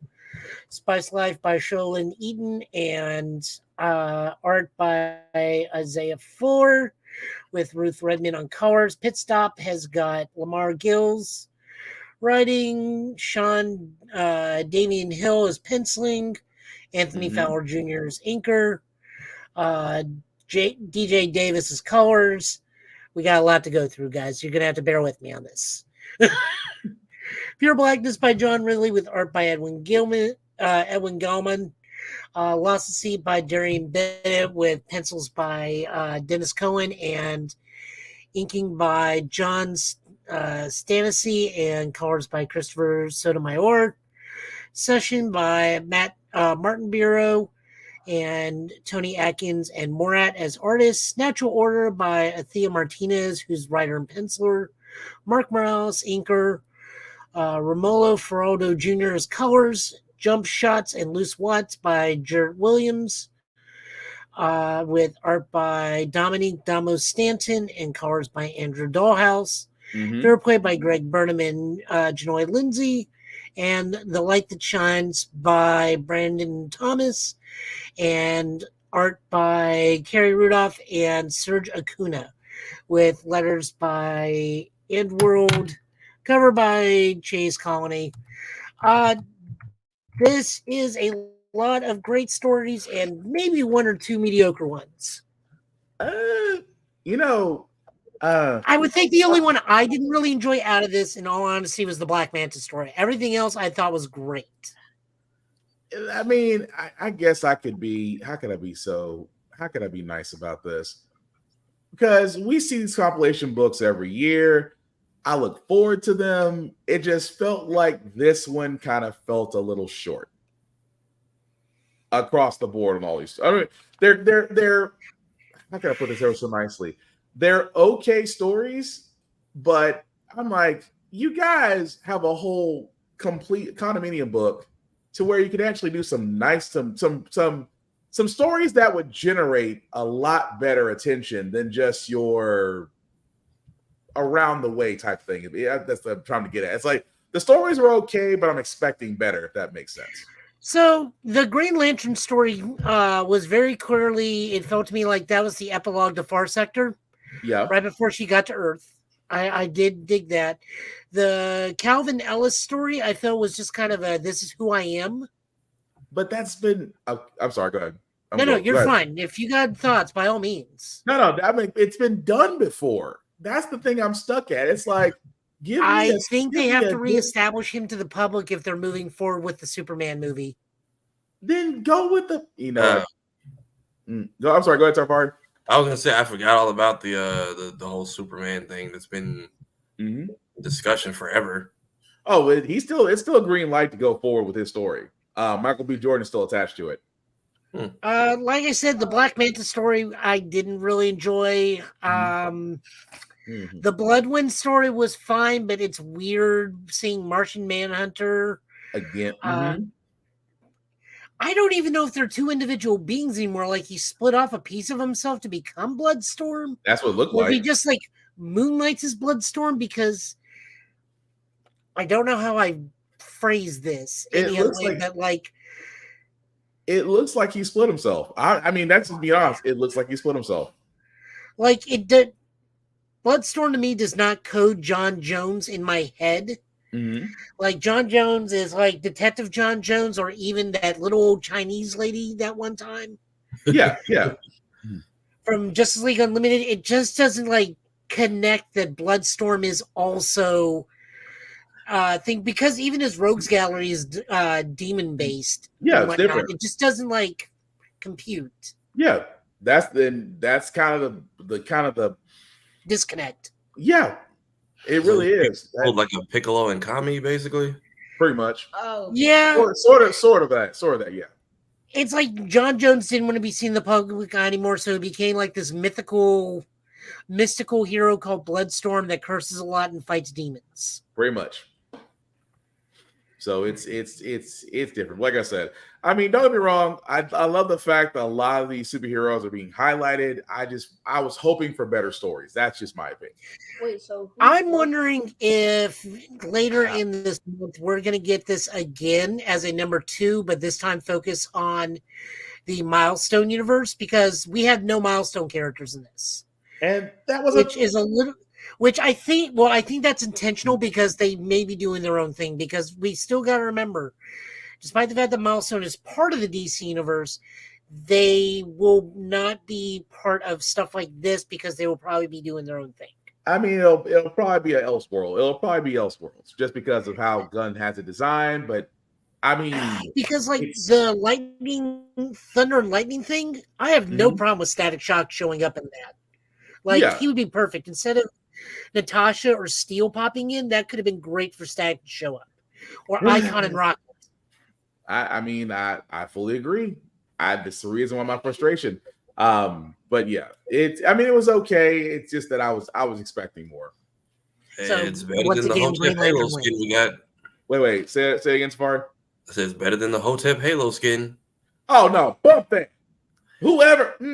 I thought I sent that to you before. I thought you saw it already. So when we went past Microsoft, I was like, let me just see his reaction to it. There are two characters that DC does have that are suspiciously not in this book, though. There is no White Adam, and there is no what's her name? Yeah, which is still odd. Like I said, I didn't really agree with. I mean, I liked it. Like I said, it's still going back to the whole thing. I liked it, but at the same time, it annoyed me a little bit. It really did. But let's move that right along. But real quickly, as Tafari pointed this out, as Joe, before you move on to the next issue, I have to say this real quick before I lose my mind. Halo, Microsoft, I usually dig y'all. I usually defend y'all. But this, what the? All right. Con season is coming. Who's going to be the first person to do the Hotep Halo cosplay? Who thought this was a good idea? That's what I want to know. Who thought this was good? It's Microsoft. You don't need games. You just need skins and controllers. Microsoft, at this point, this is why you have people in the room that are adults. Because you know what it is? It's the Walmart ice cream all over again. This is Walmart ice cream for Halo armor. This is Juneteenth armor. And I'm annoyed. That's what it feels like they should have saved it for. It's like, why? This is Juneteenth armor, and I'm mad because blow his picture up. I am mad because No. Wait for Akira's remark. I dare you to ask. Demetrius will probably lose his mind. I want to tag him on Facebook right now, but please do. I want to be able to hear the scream on the wind from here. He will lose his mind.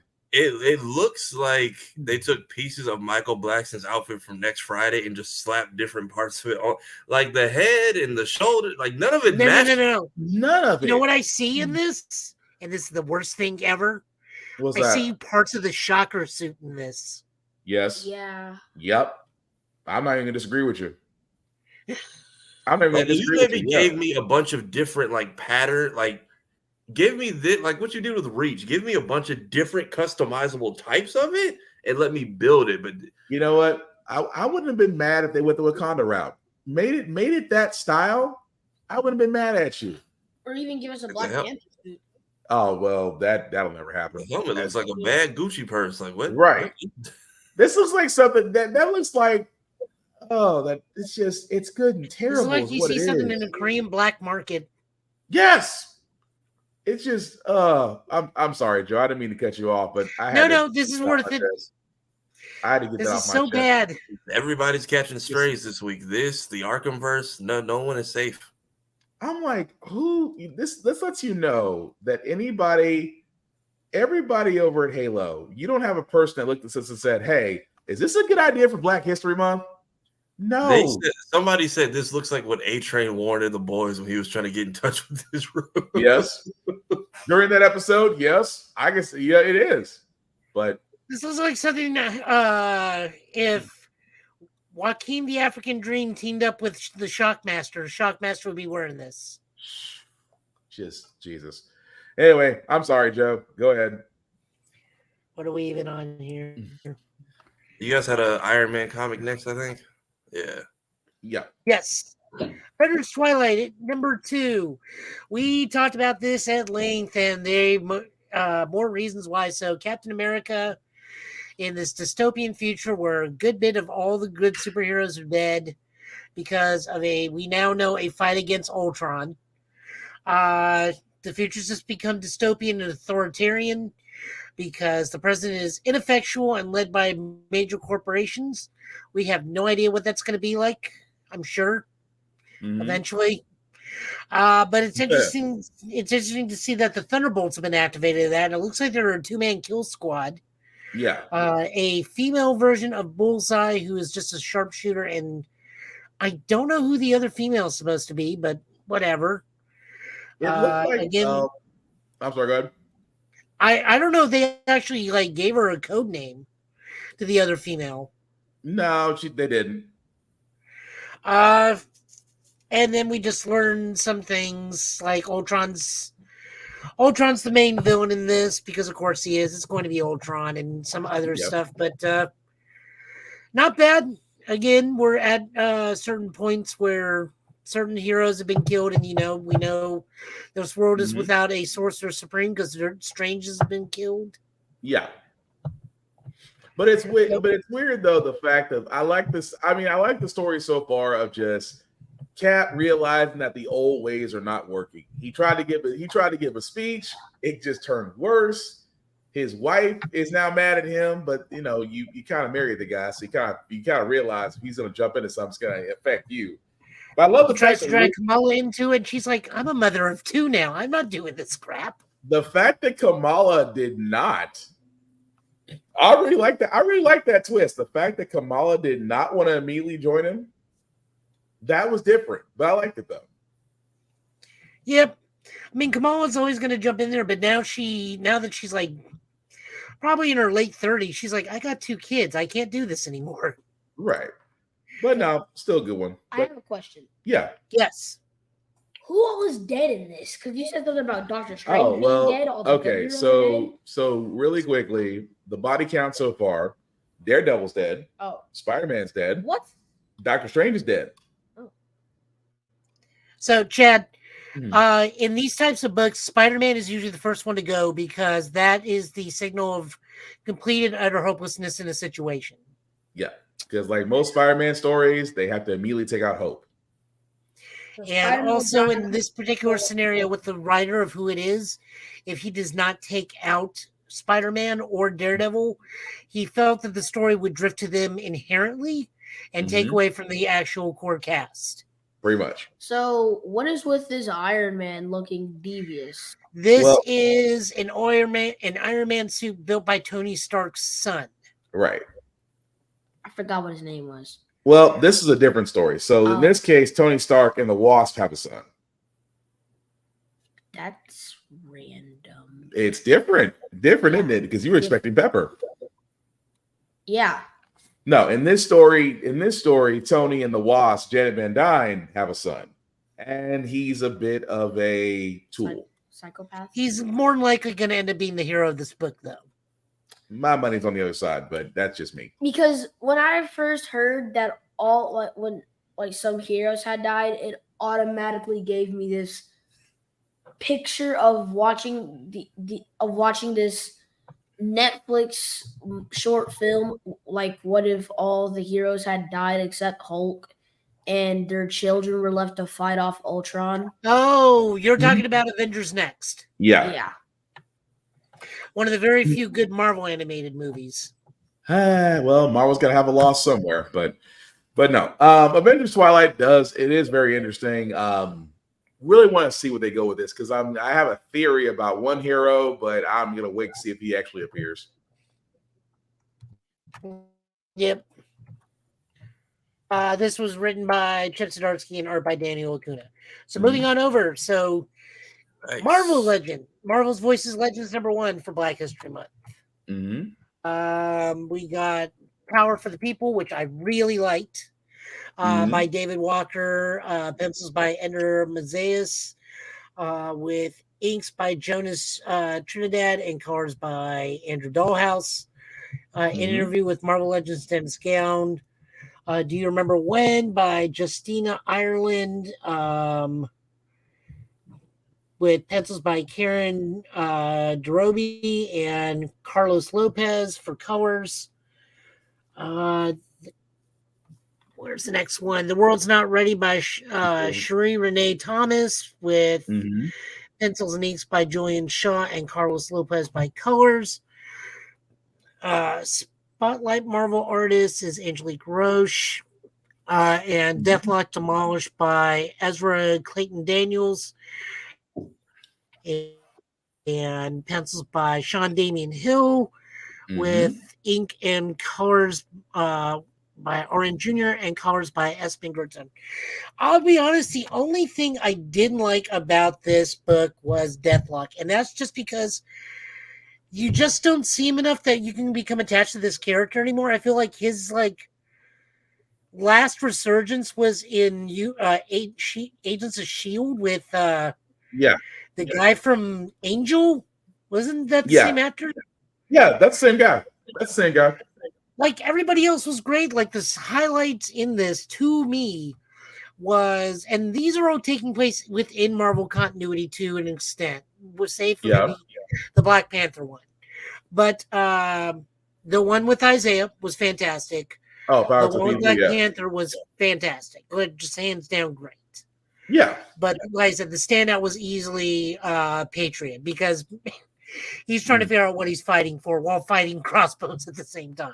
But the beauty part about this is, and I agree, Voices Legends issue 1 for 2024. I like, and I hate to say this as a DC fan, I like this more than DC Power because the stories here are very different from DC Power.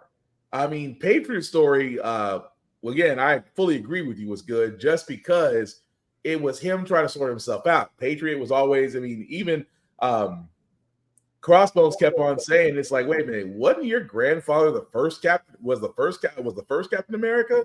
And you can't even get out of his shadow. I was like, damn, that was kind of bad.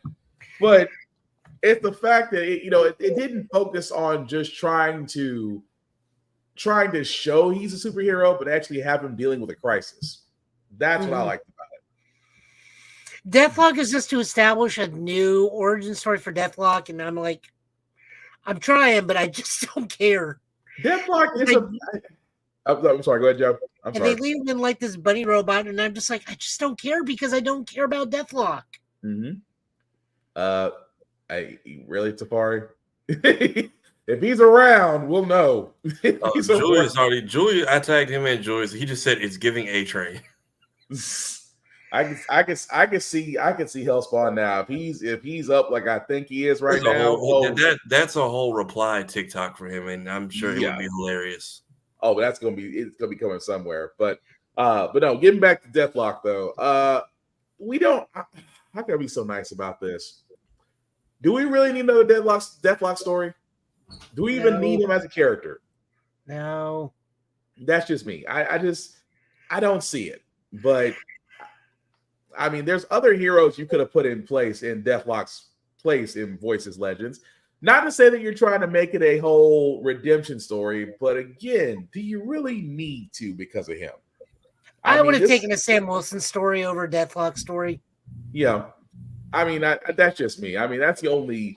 If I had to say anything that was the downside of this, I would probably say that I could do without Deathlock story. But every other story that was done, I got no complaints. The World Is Not Ready was fantastic. It's just like Black Panther telling the grandkids everything, and it gives me hope that somewhere down the line, Aurora and Black Panther will find each other again. I also like that he uses. Okay, Kara. When you said who, you gotta tell us. You gotta tell us who you're talking about, Kara. But go ahead, Joe.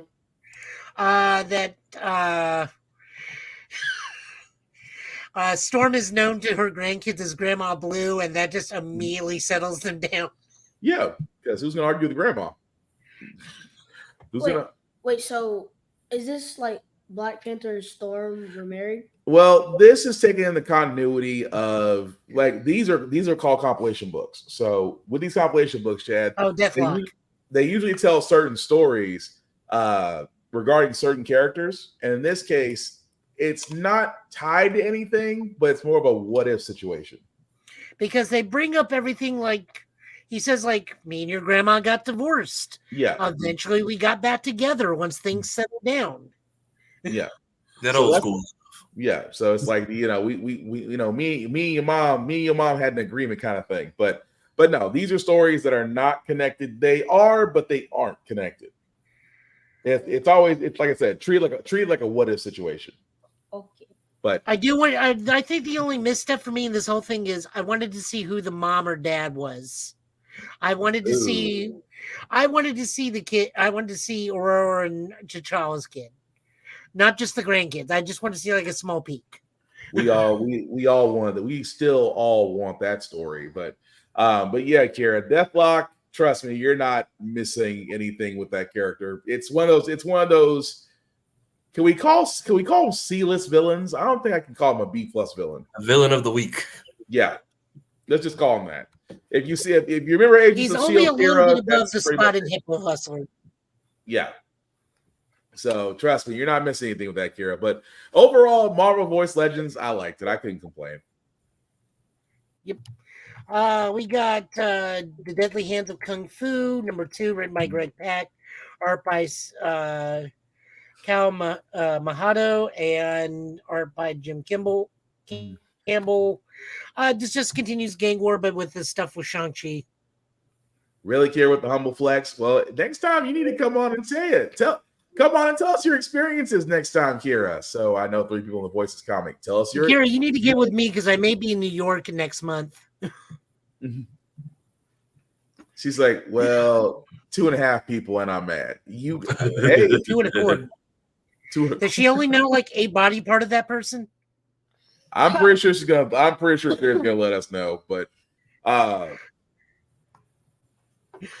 not flexing and let me know about New York. So this just continues the Shang-Chi book. He's getting to pop up every now and then since his story left out. He is still technically the protector, and technically he is the crime lord running Chinatown, despite the fact that he is not a crime lord. But he's told all the heroes, like, I don't want any part of this fight. And then Mr. Negative and one of the other Asian villains, like, we're coming for Chinatown. It's like, all right, let's actually get involved. the whole thing of like, well, we're gonna do this. We're gonna do this challenge style. Like, send your best warrior and have them meet me out here. And it's like, Shang, nobody is really honorable when it comes to mob bosses, but good luck. Okay, I have an important question in this. Mm-hmm. The Mr. Negative imposter. Yeah. I hate to ask this question. What's that? Does that constitute as blackface? Yes. I wish you had this. I wish you had the actual. God, I wish you had it pulled up so we can give context to it. For all those that don't know what Mr. Negative looks like, basically he's a very dark character. Yeah, literally. Well, I mean, he's not like being portrayed offensive. He's just a photo negative version of what a human would look like. Yeah, but the fact that someone was basically playing Mr. Negative, that does kind of borderline. It's like when people like cosplay Hobie from Across the Spider-Verse and they paint their skin like ashen colors. Yeah. I mean, despite the fact that they're Asian, so I was on the fence with the Asian dude in the gray face paint. I couldn't. Yeah, they just don't care. They just don't care, like, because that it's entirely different context to them in a foreign country versus what it is here. Yeah, and I'm not defending it in any way, shape, or form. I think it's dumb he did that, but it's one of those they don't have that process. They don't have that like. I mean, the worst thing I ever saw was a Mr. Popo, and I'm still like, how are you untouched in America? But this is true. But no, with this issue though, it was pretty good. I was wondering what happened to the 10 rings. The fact that I forgot previous issue that they were cursed. At the same time, it's like your own men don't trust you to run your own outfit. I feel like it was giving me Superior Spider-Man vibes for a second. Like, you meant to smack up a guy or two to keep everybody in line because it looks like everybody might turn on you in your own house. Pretty much. I mean, he had his own girlfriend turn on him secretly just to avoid getting her hurt. Yeah. And now the third issue is all the superheroes have got to jump in, and Shane's like, oh, God. I still can't get past Luke Cage with the Cage Buster. I'm like, why does it look like your thing was built by Justin Hammer? What's the Cage Buster? The Cage Buster is It probably was. That's how he got it on the cheap. Cage Buster is basically in the story with Luke Cage is where he gets a armor upgrade, but it looks like it was built by Justin Hammer. Yeah. It looks kind of bad. But I'm sorry. But go ahead, It Joe. looks like something out of Exo Squad, except not as good. Woo! Not Exo Squad. No, it actually does look like Bronski's Exo frame. I just now thought about that. Now I can't unsee it. But I'm sorry, go ahead. You need to show Chad Exo Squad. He needs to learn that they actually made a serious adult war drama for children. I've got to ride. He's got to go through the entire 90s gauntlet. No, he's got to go through Robotech first. Now, Robotech is good. I'm a Robotech. Robotech and Macross, those are good. I will show him those. But Exo Squad and maybe Cops, because Cops is out. Cops is kind of on the outdated side, so I got to be careful. You want it? I got all of it. You can borrow it. I'll keep that in mind because that's gonna be a teaching tool. But no, Cops. What was the other ones in the 90s? I got all of it. Nice. I'm sure. I think there's other 90 ones. Let's see. It was Exo Squad. It was Cops. It was. I'm missing one. I know I'm missing one. Botsmaster. That's another one. God, this made me sound really old. Chad's ready for laser time. That just made me so old. So I said Botsmaster. I'm like, Botsmaster came out a lot. Woo! I'm sorry. Go ahead, Joe, because I'm really telling No, my age if right you're now. going to show Chad that, just show him Mighty Orbots. That should Or be Bionic 6. Show him Bionic 6. Bionic 6 was good. Bionic 6 was good. I'll show him that later. But all right, so back to comics. We got Duke #2. This is written by Joshua Williamson and art by Tom Riley with colors by Jordi Belair. Duke has been captured by Stalker, and I forget if it's Roadblock or Heavy Metal. And no. Dawson J. Huh? No, it's Heavy Metal. It's Heavy Metal. Yeah. So he's been captured along with his friend. It is not his brother, so there's no whatever his name was from G.I. Joe the movie. Yeah. They get tossed in jail, and we see that they've already imprisoned the Baroness. So I feel like there's going to be this giant 5-man team with Stalker, and after like General Hawk says, like, all right, now that we've got you, you need to listen because I believe you. And yet you still have not Megatron, Galvatron just hanging out in the wind. Just the whole it's Megatron. It's not Galvatron. Is it Megatron? Okay. Yeah, it's Megatron. Okay, so let me explain to you really quickly, Chad. So there are 2 books right now that are out there. Duke and is it one called Cobra Joe, or is it called different? Cobra Commander. Cobra Commander. So remember Transformers Rise of the Beast, where at the very end that you might see a Transformer G.I. Joe collaboration? That's the origin stories. So we're seeing one from Duke's standpoint. We're seeing one from Cobra Commander's standpoint. So is Optimus Prime in this? Yes. Somewhere. This is all part of the same universe, but this is Yeah. happening a little bit later. Yeah, so somewhere along the lines, Optimus Prime will show up. What about Megatron? You guys said something about Megatron is frozen in a mountain somewhere, being used as a technological find by Cobra Society. Can we sit there and say that Megatron is kind of like the microwave for Cobra Law? Kind of. I mean, Optimus Prime has his arm now. That is true, which is interesting. But yes, that's where these 2 comic book lines coming from, because we know we're going to get it. We know we're going to get a Transformers G.I. Joe movie eventually, but from a comic book standpoint, they're trying to explain how those 2 came to be. So that's why Duke is that's why Duke right now is kind of like the crazy uncle. Like, so I forgot who Duke was. Like the guy. The commander of G.I. Joe. Doesn't ring a bell.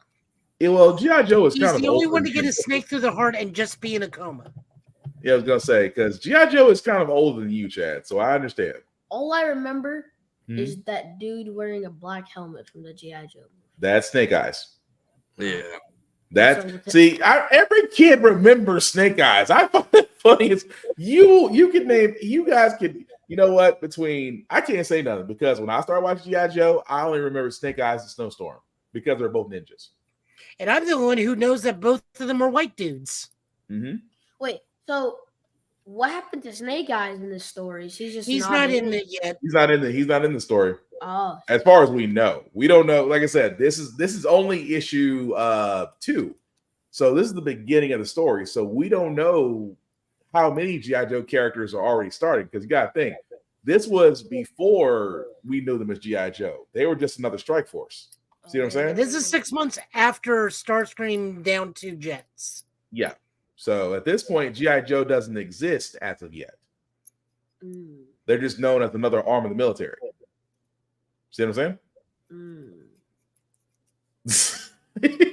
The wheels are turning. The wheels are turning. Curious to see a Cobra Commander Megatron collab movie wise though, or how they plan to work those collaborations in.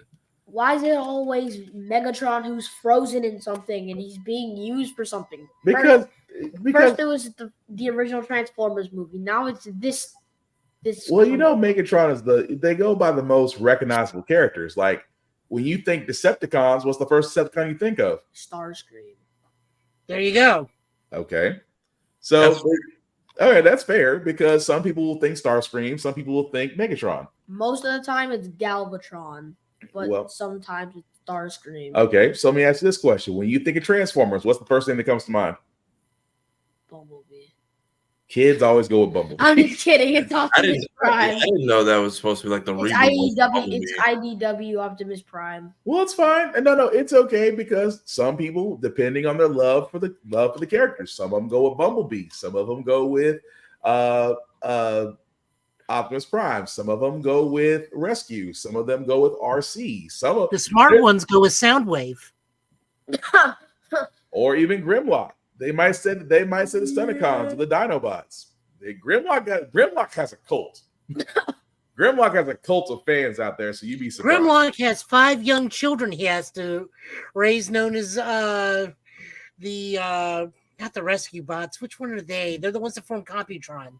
Yeah, you're talking about Dinobots. No, remember Grimlock builds like his own combiner when he becomes hyper smart. Oh, that's the now you got me losing my mind. Minicrons or something like that.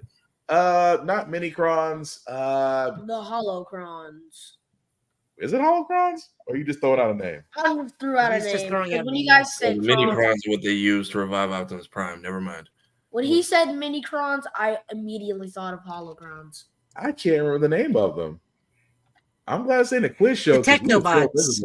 The world. Okay. So the Technobots. Oh, Technobots. Okay, there we go. That's what I was trying to think of. But no, Chad. This is what. But just to give you an idea and what we're talking about. This is what it's all leading up to. So yeah. But I'm sorry, Jumper. Go ahead.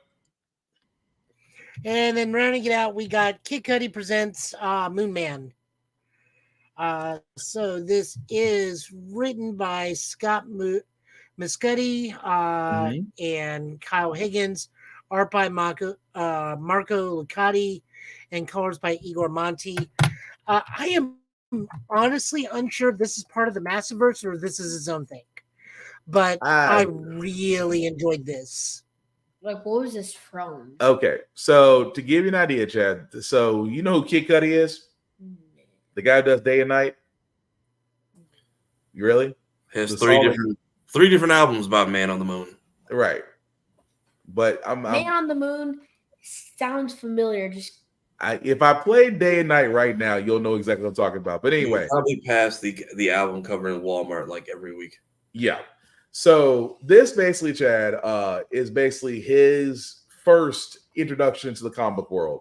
Basically about an astronaut that returned after a severe incident, who doesn't, it's not everything's feeling okay. It's kind of a out of body experience that he's having. However, he has a brother that is basically a protester against the company that his brother works for.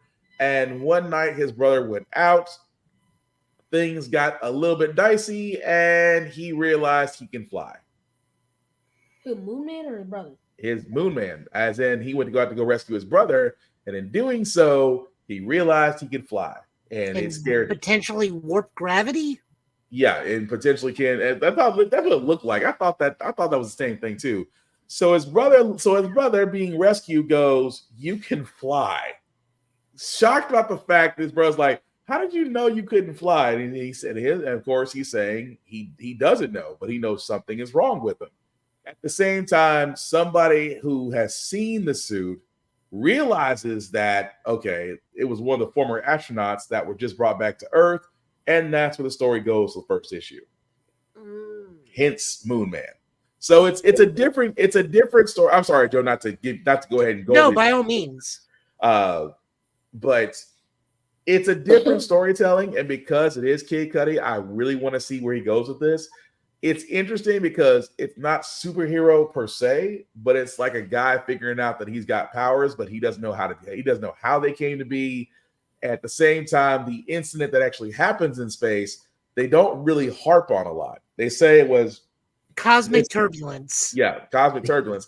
They say it only was for a couple of minutes, but again, they say again to him it feels like forever. So it's one of those issues you just have to read to understand. So it's basically if this guy got the power cosmic. No, if he got the power cosmic, whoo, that's a whole different story. getting the power cosmic is like getting the Infinity Gauntlet. So like I just don't know, and I'm fine with it either way. I don't know if this is part of the Massiverse or not. Mm-hmm. I kind of feel like it is, because I feel like this is something that is definitely in the realm of like the Dead Lucky or Radiant Black or the Tokuverse spectrum. But at the same time, like if this is its own thing, I'm down for it too. Yeah, and I can see that. I'm like I said, with this because it's the introduction to the character and the fact that they're building this universe, it doesn't feel like it's part of the Massive. It doesn't feel like it's part of the Massiverse, but at the same time, I think that it seems to be standing fine on its own, but I want to give it. I do want to give it at least 5 issues and make up my mind from there. But I liked it. But I was in from the jump. Yeah, but Tafari, if you ever get a chance, man, you definitely should check this out. I think you would like it too. Is it a one shot or is it a series? It's a series. It's a series. Okay. I'm hoping because Kid Cudi's behind it. I hope they give him. I really do hope he gets a fair shot, because I know for some comic books, if they don't do well after 5 issues, they usually pull it. So I'm hoping in his case he gets a good run. I think they'll give him a good run because he's pairing him with Kyle Higgins, and Kyle Higgins is like basically the Judd McKay or the Joshua Williamson over in Image right now. Like he can do pretty much whatever he wants because he is single-handedly. If you're not Spawn, you're running under the Massiverse banner, or Kyle Higgins has something to do with your book, be it editorial or directly. Yeah, but I liked it though. I mean, like I said, I want to see how far it goes, but I definitely did dig it. Yep, that's it. That's all our books. Kurosaki. All right. So, did you just say Ichigo Kurosaki? No, I said Kurosaki. Where'd you get that from? El Cuego. El Cuego. What in the you sometimes, son, I love you, but you're weird. But anyway, I love you, but I'm weird too. I'm naming the 4 penguins of Madagascar in Spanish. They have names. They have names in Spanish? I thought they were just Bob. I know Kowalski, and that's it. I'm like, Kowalski's the only one I know. But anyway, thank you, Joe, for the combo for the combo list this week. As we wrap this up, guys, again, we want to thank everybody that liked and watched our show. We do apologize for technical difficulties that happened earlier. So thank you for sticking around for that. Guys, before we get out of here, I'm going to start with Tafari. You want to let people know where they can find you, sir? Sure. I'm officially found here on all platforms underneath this name. Also, to the people still arguing in my comment section about Power World and Suicide Squad, it's not that serious. They're just games. Also, I'm not dealing with y'all again. If you go to the Demon Slayer thing, it's not a movie. You're going to watch a compilation of TV episodes on a theater screen. It's not a movie. It is a compilation. That's just a waste of money, but okay. That's what we're saying. Tickets went on sale today. People are already buying out theaters. If you do go to see Final Fantasy Advent Children, no, that's a full-length feature film. I went to college. I know how to talk. I also am 1/7 of the Straw Hat crew on the Blurred's Eye View. I do all the editing on that side, so feel free to check us out there. We are 600 hours away from monetization. I also do posts on my own YouTube channel under the same name every Monday because Mondays are terrible and I try to make them not. So pretty much my whole thing. Also, happy Black History Month. Support a Black creator, support a Black business. Be nice to a Black cosplayer. Yeah, definitely be nice, or I find out. Joe, what you got going on this weekend, sir, for the week? So much. Just Year of the Dragon kicks off because it's also Lunar New Year, so all the Asian people like myself were out and about because it's big time New Year's because it's Year of the Dragon. Mm-hmm. I'm doing so many. Oh, right, things. it is Year of the Dragon. Yeah, I'm doing so many things. There's so many volunteer things I'm doing. Also, bought Tekken on a whim. Playing Dragonoff. I actually streamed that last night on Twitch. That was kind of hilarious. Nice. I can tell I can do okay still because I know how to block low in Tekken. That is something that most people in the early ranks don't know how to do. So also just as a piece of advice, learn to counter grabs. You will save I played Dragonoff. There's no such thing. I grab you. I gave everyone the group chat PTSD this week because it was like a TikTok. It's like it was Goblin slamming Peter through the cement, and it was like point of view. You didn't block King's grab, and now it's a 12-minute animation while you lose half your. And I'm like, is it that bad? Yes. If you don't know how to counter, and somebody who plays King knows how to do that combo, it is a long night for you. So is it you don't know how to counter, or is it King needs to get patched soon? No, you don't know how to counter. No one needs to be patched. This game has literally been out for a week. If you're getting beat that badly, that is a skill issue on you, and you need to go back to the lab. Like Tafari, I cannot tell you how many times I've had to tell people that if you can master King's combinations, okay, that's one thing. But on the other side, just learn counter grabs. That's it. No, you do need because this game is so much more aggressive. Yes, you could literally break the whole thing if you learn counter grabs. Like Dragonoff, who I play, is the only character in the game who has a wall grab. Mm-hmm. And that's hard. Even King doesn't have a wall grab. And you can't break it. But I'm sorry, Joe. I'm sorry, Joe. So no, I'm actually streaming that every so often. I got my new YouTube channel, which you see here. There. Yes, there. Show a Guy Joe, where I'm doing some Super Sentai stuff every so often. Total Justice Gaming is now just a hub where these podcasts go video-wise as backups in case Will needs this on top of... Now we're on YouTube Podcast because I put us on there. Nice.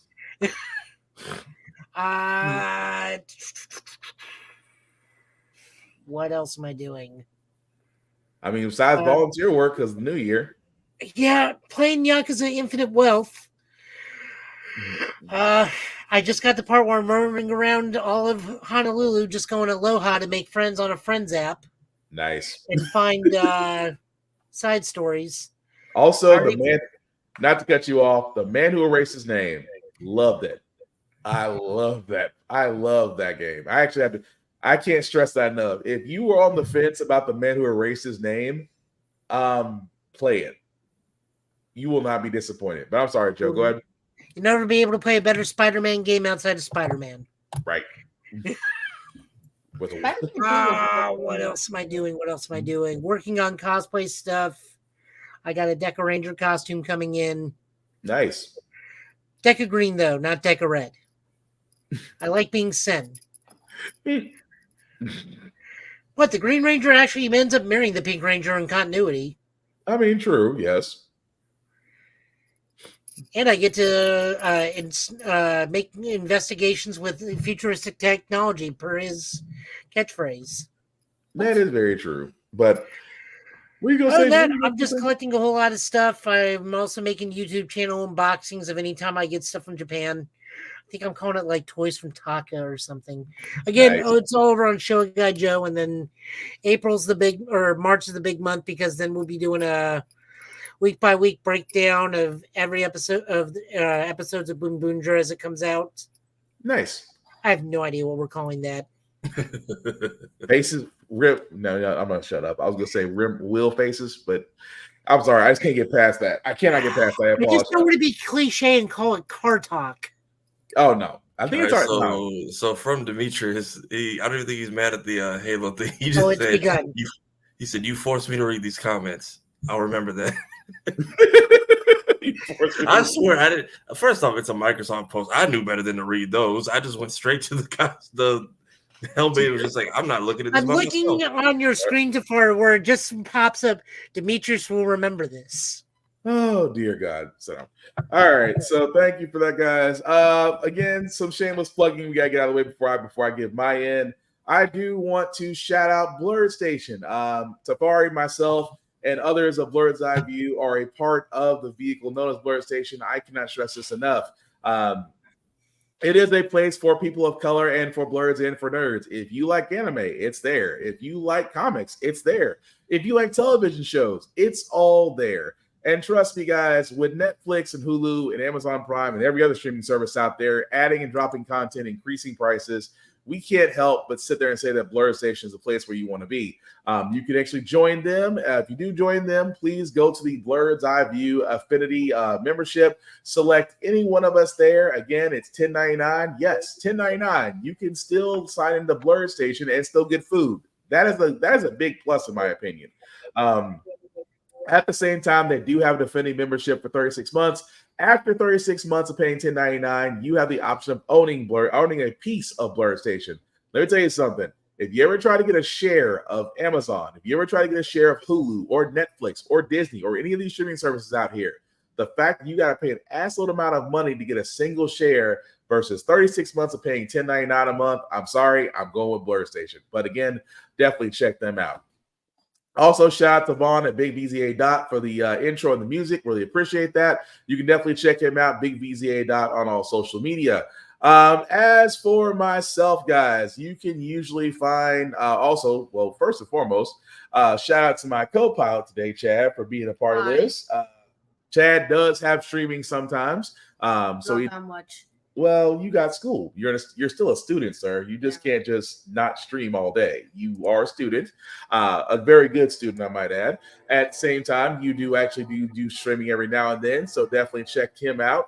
Chad, you remember your streaming? What your streaming page was? It was Facebook Live, but I was about to start a YouTube channel. But what was the name, sir? I have absolutely no clue. I started that when I was like 6. You're 10. I remember nothing. We'll work on that. It's a work in progress. But as for myself, guys, BlackBox447, you can find me on the socials. I usually do reviews on everything, including gym stuff, because I like to keep in shape.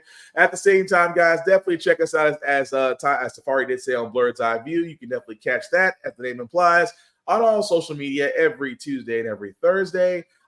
Again, guys, the link at the bottom is going to make that just a bit bigger for you guys to see. If you copy and paste that link into your browser, it'll take you to our link to the YouTube and Facebook groups for all of our podcasts.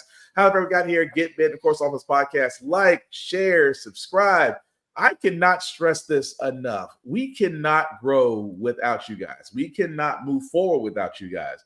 I do love the fact that everybody comes up and says, we like what you're doing. We like what you enjoy doing. Okay, cool. Are you telling people? Because word of mouth is how we beat the algorithm. And unfortunately, as our esteemed colleague Kira would always say, F the algorithm. But not to sound like a PBS commercial, but we cannot do this without you. So definitely like and share and let people know about what's all going on. At the same time, guys, I will have my review of NXT's Vengeance Day tomorrow. Let's just be honest, I'm not expecting a lot, considering the fact that the Royal Rumble was a little bit of a disappointment. Except I made $100 off of that. You made $100 off of it? Yeah. What'd you bet? I bet 20, and I just drew Bailey. Oh, you picked Bailey. Nice. I didn't pick Bailey. I drew Bailey. It was random picks. You lucked out. Okay, cool. Well, with that being said, like I said, definitely find me BlackSpots447. We will work on Chad as far as his work in progress, as far as his streaming. And again, guys, we cannot do this without you guys. So share, follow, hit the likes, hit the subscribes. Again, we would like to grow, and we cannot grow without help. But with that also being said, guys, again, respect cosplayers. We are in Black History Month. As Tafari said, respect the cosplayer. But I have additional rules that I usually say. I usually have bird's eye view. I will also say them here. Number one, respect the cosplayer at all times. I cannot stress this enough. These are people that are basically enjoying their passion. Okay, they are not playthings. They are not for you to Google at, ogle at. They're not for you to be anything but a polite human being. Be nice. Be nice, be cordial, compliment them. Because why? Because you'll get a lot farther with honey. Because also, if you decide to be vindictive, they usually get me. And then I decide to show you the exit, the expressway. For all those that don't know, apparently there's a video of me and a guy in the back of a pickup truck. Let's just say I got good aim. Number two, wash your ass. I cannot stress this enough. Not just going to cosplays, but again, wherever you go out in life, soap, deodorant, and water are not that hard to find. Please, cleanliness helps out so much. And again, guys, the number three rule is the same rule that I have for everybody, because in a world that we're living in right now, simply put, be nice, be kind, in the words of Will Wheaton, don't be a dick. At the same time, as we wrap this up, we will hopefully be back here, guys, saying Get Bit time, saying Get Bit channel. Fellas, any last words we call tonight? I have a speech. Well, not a speech, but if you be nice, maybe you can make friends with the yellow guy from the assassination classroom. The yellow guy. I'm just gonna say yes. In other words, be polite. But guys, what you got? I was gonna say, what the hell's an assassination classroom? I like cheeseburgers. I think he's talking about Kodo Sensei, but that shows on my back catalog, so I didn't finish it. He combined Be Nice to Cosplayers along with Assassination Classroom. Exactly. He combined. Now, I stand by my question. The whole I was like, okay, be kind to cosplayers. I dig that. Before Kuroto Sensei gets you. Why are we quoting Assassination Classroom? Because why not? I am so going to start checking on your filters. Anyway, with that being said, guys, we're going to go ahead and call it. Tafari, thanks for hanging on as always. Doors always open to you, sir. Yep. But aside from that, guys, like I said, hopefully be back here next time. The repeat will we'll rerun this again next tomorrow. And again, apologize for technical difficulties. We don't know what's going on the internet. It could be Zuckerberg. It could be Verizon. It could be everybody. We don't know.